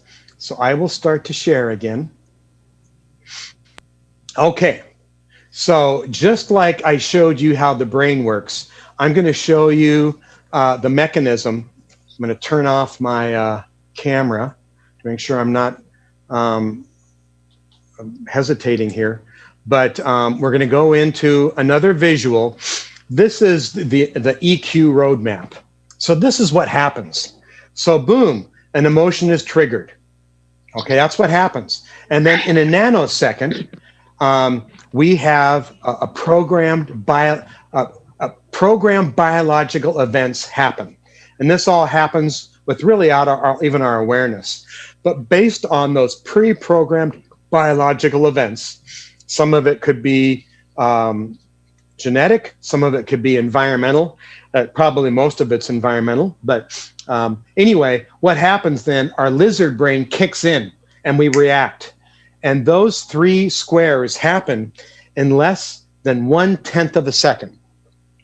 Our brain works so fast. By the way, the executive function, the cognitive or conscious part of our brain, see, I got my camera off and I'm showing you all these visuals. The conscious part, executive function of our brain can only do one thing at a time. You've heard the term, she is a great multitasker, or he is a great multitasker. Well, the fact is that they are managing several tasks, but not at the same time. They bounce from one to another in a nanosecond, because the conscious part of our brain is only 10% of the power of our brain, and it cannot do 2 things at once. You remember the example I gave about when you're on the phone with someone, you're driving, you got your headset on, right? You're not looking at your phone. We are all good community leaders, but you're talking, and if you're driving home, you can talk all the way home. You won't even pay attention. You stop at stoplights, you get out of the way of traffic, but your brain isn't thinking about it. It's part of the habitual programming in your brain. But if you have to go to a brand new destination, you can't do 2 things at once. I'm sorry, I can't talk. I've got to pay attention to these directions. It is the unconscious part of the brain, right? That temporal lobe, the basal ganglia, the limbic system of the brain underneath the executive function. That's where the 90% of the brain power is. And that covers all of our involuntary conditions like blood pressure. Actually, you can voluntarily influence your blood pressure, but heart rate, oxygen levels, all these different things. And your unconscious brain can do over 10,000 things in a nanosecond. And you're not even aware that it happens. So I want to make sure that you're aware is that this trigger it starts off in the executive function, and then it goes immediately to the emotional. And we react. And that is the normal path, unless we interrupt that habitual pattern. Okay? And so here is how we interrupt the habitual pattern. The second, and there's my freeze, the second that we have any clue that we've been triggered, essentially what we do is we pause for a second. And if we pause, our lizard brain does not kick in. And we go, okay, I'm feeling something. I'm feeling some tension in my chest. I'm feeling a pit in my stomach. I'm starting to swallow more. There are physical interactions, physical feelings that are happening to you. And so the second you are triggered, you go right to a programmed biological event. So through practice, Greg says this doesn't happen easily, and he's right. But if we can put the pause button on, it's kind of like when somebody says something. And if somebody is objecting to what you're saying, if you jump right in to, well, what I was saying was this, then that's reactive. But if you just pause for a moment and said, okay, I think I understand where you're coming from, and then you give feedback and you've allowed that pause and you're very calm, then you are all of a sudden, what happens is that you are interrupting the lizard brain. And then from your awareness of the physical feeling, then you move, you pause the frontal cortex. You pause the lizard brain. When you pause, the frontal cortex kicks in, right? That's our cognitive, that's, our executive function. And you literally say to yourself, you know what? I'm feeling X emotion. I'm feeling kind of personally under attack here. And the truth is, you rarely are personally under attack. But if you're saying to yourself, okay, I feel the heaviness in my chest, and this all can happen in a couple seconds. What is it that I'm feeling? And this is why it's important, Lydia, that we can describe to ourselves what it is we're feeling. See, all of this comes back to the assessment. And once we identify, okay, I'm feeling personally attacked, then from there, you can respond by taking a constructive action. And instead of dealing with that that sense of personal attack and letting your lizard brain kick in and go, hold on a minute. This is what I'm saying, which is the opposite of diffusing conflict. And you go, okay. And you just realize, I'll bet you 99.7% of the time that nobody is personally attacking me, that they are passionately sharing their position. And so the response instead of the reaction could be, okay, well, let me, before I respond, let me make sure I understand your point. And that's when we do the feedback, right? What I'm hearing you to say, and correct me if I'm wrong, is this. And if this equals this, then this is where we're left with. Do I understand that correctly? Well, yeah, that's exactly my point. Or no, actually, I really meant that when this and this happens, our opportunity is over here. And then as you respond and taking correct, constructive, positive action with a smile, and the smile can be in your heart. It doesn't have to be on your face. I guarantee you, if you have a smile in your head and a smile in your heart, you can't frown on your face. It just doesn't work. But that's when you are able to take control. And that's what's called self-management. And that's when your social awareness kicks in and your response actually is relationship management, right? The top 3 boxes in the pink and darker pink, that's all about self-awareness. And in the dark pink reaction box, the lack of self-management. Everything below that, when you're talking about the 2 boxes at the bottom, all of a sudden your awareness of the pit in your stomach, and you're saying, what is it that I'm actually feeling? What are my feelings here? That's all about self-management. And then when you jump into a positive response, asking for clarification and feedback with a calm tone. When I hear Greg or Lydia talk, I just kind of take a deep breath and I go, wow, this is really comfortable. They're calm. I'm really hearing them. I'm not feeling any tension. It's the I do not have that muscle, by the way. I wish I did, but that's where I score low there. But this is the roadmap. And we want to move from this top level lizard brain kicking in to actually pausing. And just the pause itself, it literally a half-second pause allows the prefrontal cortex to kick in. And then all of a sudden, we go from awareness to effective self-management, and we respond through social awareness and relationship management. So that actually is kind of the schematic of how our brain, this is our brain when it's unchecked. We're really not self-aware, and we really don't have self-management exercises. Okay, so this is me. Takes a lot of work to do this and go here. And, maybe after we have done this all day, I'm just sharing this based on what I've heard. Maybe when we've done this all day, we immediately go to this because we have no more gas in the tank. We are absolutely spent. So then it takes extra effort to do this. And sometimes we need to be strong. We need to be courageous enough to ask for our own needs to be met and said, yes, I am home and I can't wait to check in with you, your kids and your partner. And I want to hear about your day, but Dad needs, about 10 minutes to kind of decompress. I'm just going to go to the study and maybe take this is not you're telling them. Maybe what you literally go is you go to your study or your bedroom where you can have quiet and you're by yourself. And then, for a few minutes, you practice. It's called the 4 count breathing technique. You count 4 breathing in, 2, 3, 4. You count 4 breathing out, 1, 2, 3, 4. And if you do that, it literally has a physiological impact on your body. And it's almost like a reset.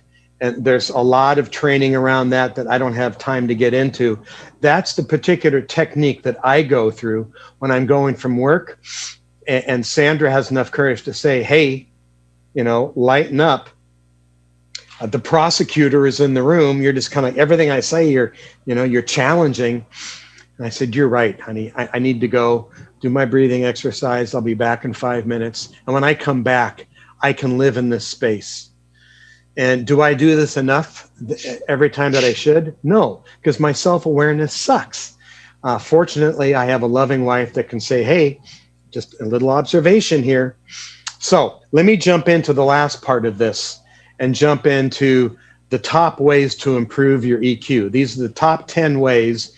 And some of these will resonate with you based on your scores on the assessment. Some of them won't. To be sure, all of them are not going to be like, oh, I can work on that, or I can work on that. If you can find 1 to 3 things to work on, do it. And this is the counsel I give you. Work on them in the order of priority. Work on them work on your lowest scores first. And if you have an equally low score on the self-awareness or self-management, go there first and then work on the lower scores of self-awareness or social awareness rather, and social management. So here are some proven tactics. Confident, but not cocky communications. I have to work hard at being to not be cocky because I'm very comfortable in my own skin. I have been professionally public speaking and training since 1983.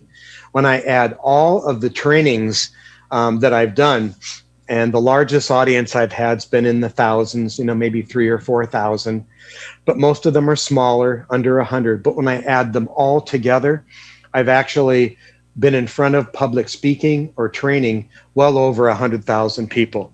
Unless you add my TEDx talk, and that was 150,000 people, just that one talk. Now, keep in mind that 99% of that was because it was live streamed around the world, and there were 29 countries that came in and that were watching the live stream. But I'm not talking about that. I had, just less than 1,000 people in the audience, in the auditorium where I was speaking. So I had that instant feedback of a large audience, but we're into the hundreds of thousands when you stream it across. And, that's a function of TED. That's not a function of Andrew. But I have to work at not being cocky. I'm a type A controller. My personality is an alphabet soup. I'm ADHD, I'm OCD, I'm type A. By the way, I'm very anal retentive, so much so that my wife is convinced that I was potty trained at gunpoint. And she and my mom, it took them a while to get even to talk with each other. But I'm not kidding. I told you I was going to use myself. I see I'm not only the hair club president, I'm the client here. Okay, respond instead of react to conflict situations. So I'll role model, react. Well, no, I don't think that's what they're saying. That's not what I meant. Okay, that's a reaction. Here's a response. When I snap my fingers, the stimulus is over. Okay, interesting. So are you saying, and then kind of like this? Yeah, that's what I'm saying. Okay, great. Well, I appreciate the clarity. I'm going to share a different perspective on that. And the volume of my voice goes down a little bit. And that's being responsive versus being reactive. I made that really obvious. You don't need to be that obvious to have the positive impact. By the way, these are things that I have to work hard on every day because they are not intuitive to me. I know that they are intuitive to several of you, and I'm going to stop naming names. But anyway, third, incorporate active listening skills. And when I'm in a professional environment, I'm much better at this than I'm in a personal environment. And I literally say that I've got 2 ears and 1 mouth. I'm going to use them in that proportion. In that proportion. So, again, kind of look at where these tactics would map to the various characteristics in your self-assessment. And you're going to ask yourself the simple question, would that tactic help me on one of these lower scores? So I want you to write them out. And then you're going to look at it and goes, oh, I bet it would have a positive impact on number 9. disarming conflict and solving disagreements, being responsive rather than reactive, and really listening and making sure that. So there's a technique that I love. Can't say I'm good at it, and I'm sure a lot of you have heard of this, but the goal is to seek first to understand before trying to be understood. That's a superpower. And if you can marshal that and flex that muscle, that'll be pretty positive. Okay, next. I think I've actually, I'm doing good. We're wrapping up here. We've got 15 minutes. Self-motivate to present a positive attitude. So when I go back to that diagram on the previous slide, and I naturally go, something is triggered. I have a pre-programmed biological response. Boom, lizard brain kicks in. I'm learning to pause, and I self-motivate by putting a smile in my heart. Have any of you ever heard of a phone smile? This is a sales and a customer service technique, a training technique. The idea is if you're interacting with somebody as a salesperson or a customer service rep, what you're trained to do is, as you're talking to them, smile. It's really hard to sound mean when you're smiling. I mean, you can only do that over the phone, because if you're doing this in person, they're going to want to get away from you as fast as possible. It doesn't work. But self-motivate. So for me, the self-motivation is I take a deep breath. And that's my reset. That's my reset to not do the lizard brain, to give my frontal cortex, my prefrontal cortex time to kick in. And then I can have a positive attitude and manage. The next, practice self-awareness through daily reflection. I'll share a technique that I was trained to do by my trainer, and I actually did it for about 6 months, and it was a game changer. I actually had a daily journal, and I kept it with me. It went with me in the car. It went with me for every meeting, and I just got that composition paper. Nobody saw it. It didn't have any on the outside, and I used it most when I was home. And Sandra knew what I was doing, and she was all in. But I know that I remember being stuck at a light. The light turns green. I'm the second car back, and the joker in front of me is just sitting there. And I'm going, oh, they're probably texting. And then I wait for a few seconds, and I honk my horn, and lizard brain is just all over the place. And then I pause and think. And then what usually happens is the person stops being distracted, and they'll wave in the mirror, and I'll wave back, and it's like, I'm sorry. But if I had just paused and go, you know what? I'm making an assumption here, and maybe that they just heard that that their child got taken from school to the hospital because they had an accident at school. Well, how stupid would I feel honking then? So I'm learning to pause, take a deep breath, and realize that them not going on the green light has nothing to do with me. Okay? So check my ego at the door. Check your, and this is something that Sandra is really good at. By the way, Sandra scored a 92. She married a 33. If she knew I was a 33 before I asked her to marry me, she probably would have said no in hindsight. Hey, and she'll say that. We've talked very frankly in couples, trying to help younger couples, mentor younger couples at church or that kind of a thing, whatever. Anyway, so this is a big one for me. And you don't have to do it forever. When you actually think about daily reflection, and you can do it at the end of the day and just kind of, well, this is where I was triggered, and try to think, well, what triggered me and what was my response? And all of a sudden it really put a fine tune on it. And I really started to improve my self-awareness. Next, be open to critique.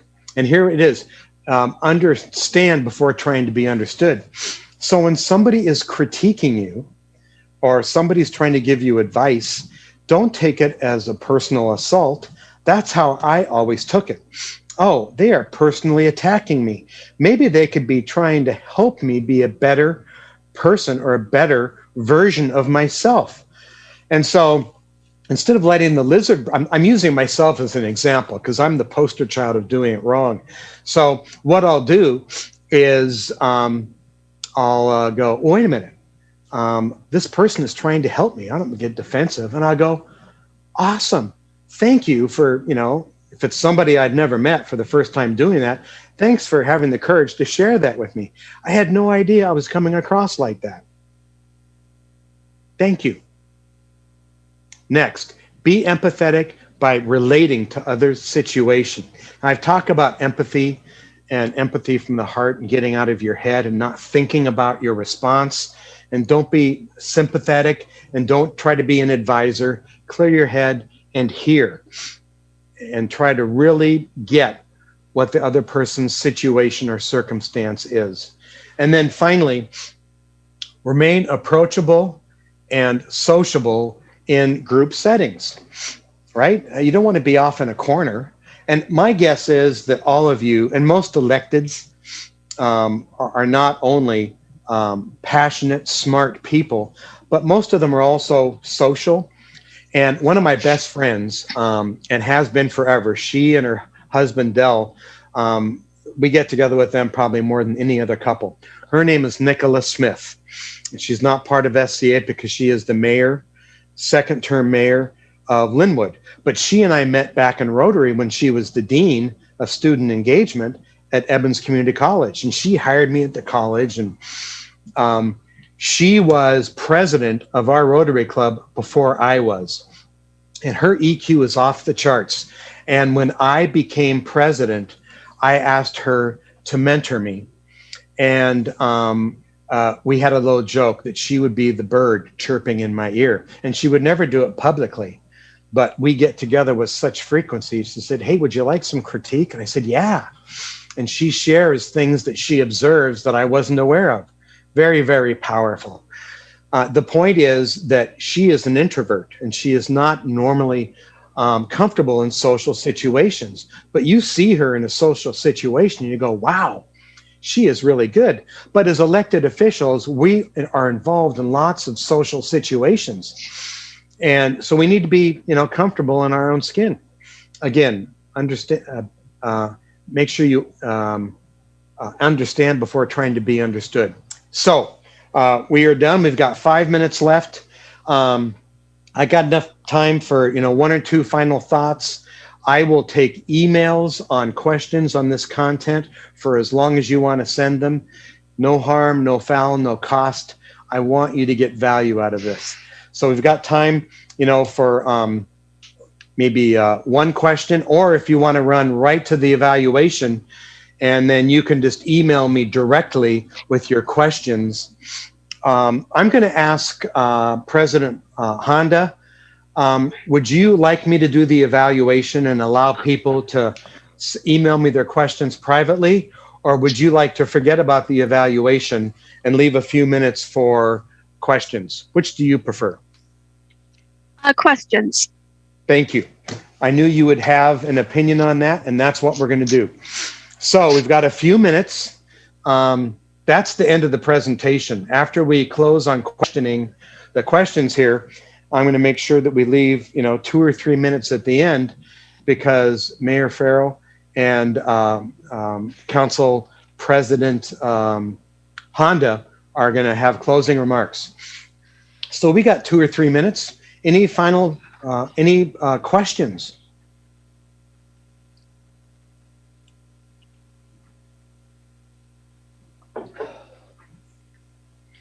I'm either a really good instructor or I've scared or offended the heck out of you. I hope it's the former and not the latter. I am. I'm kind of a bull in a china shop. I know it. I can name and claim it. And that doesn't always work well when I am a facilitator or when I'm doing instruction.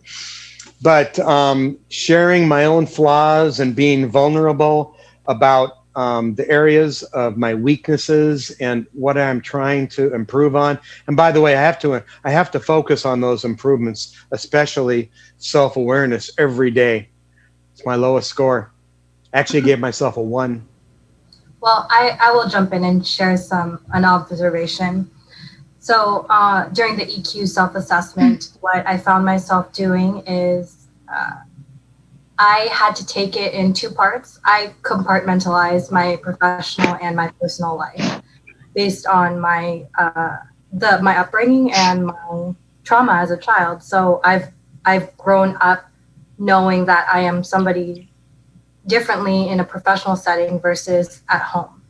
So I was giving myself scores for how I respond in a personal setting and versus a professional setting. Brilliant. And something that I observed is that I have a much higher score in my professional setting for emotional quotient because I know how I act with my family. And I know that, like you had mentioned, there are times where you need to get your own needs met, and that is in my personal life and not in my professional life. I often will sacrifice my emotional needs in my professional life to get work done and to also just not take things so personally. And I'm sure that other council members on here have had to react similarly in knowing what people's professions are. So thank you. Thank you so much for sharing. I totally second that. Yeah, that is so cool. And you can, in fact, Council Member Kraft, I am the same way. My scores on the social awareness and relationship management were, in most cases, double what they were in self-awareness and self-management. And it is a result of some family of origin stuff and maybe some emotional abuse I experienced. So I really appreciate you sharing. And that's fascinating. I'm going to go back because of what you just said, and I'm going to redo my scores, and I'm going to do one, put a line down the middle, do one for personal, one for professional. And the pain is that my professional score will go up, my personal score will go down. But that's what will embolden me to work where I really need to work. Awesome. So I have time for, thank you so much. Thank you. I really appreciate that. Does anybody else, we got time for one more share before we have the mayor and our president bid us adieu?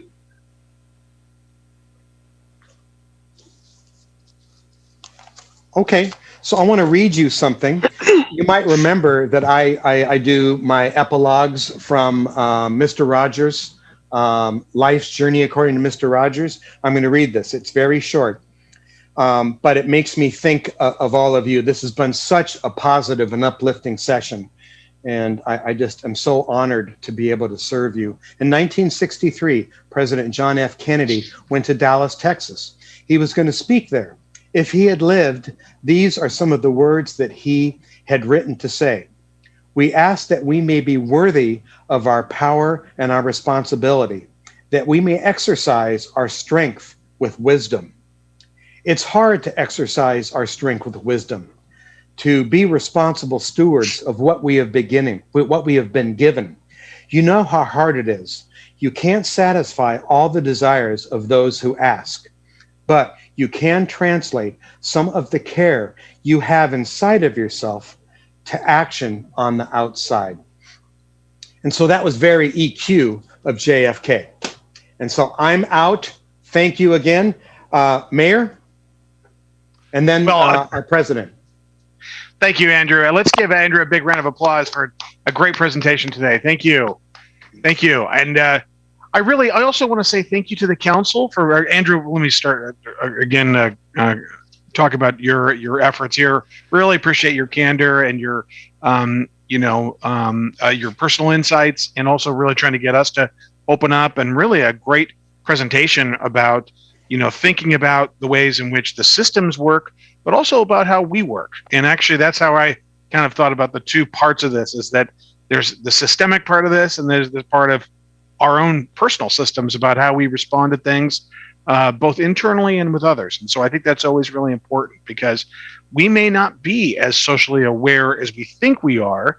And when we find where we have these conflicts, maybe we can take a step back and say, well, how did that happen? And is that me, or is it them? Is it the situation? I thought it was very helpful as well. I'd also like to thank our staff, who I'd like to thank the council president, and Jerry Lynn and Andrew for the organization of this, and Stephanie for your help in regard to making sure everything got noticed. Our staff who's been on the line here, and the management team, and other members of the staff, and members of my office that have been present. I'd just like to say thank you for a very productive session, and it was very positive. And so thank you to, I was going to thank the staff too, because this doesn't happen without staff.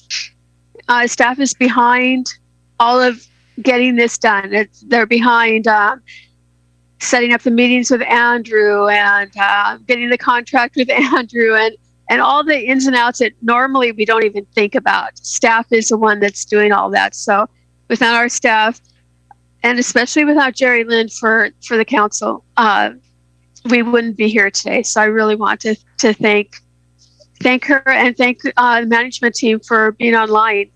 When I was asked if management team should be here, I said, this is a council training for us to learn how to work together and to get to know each other, but you might get to know about council more.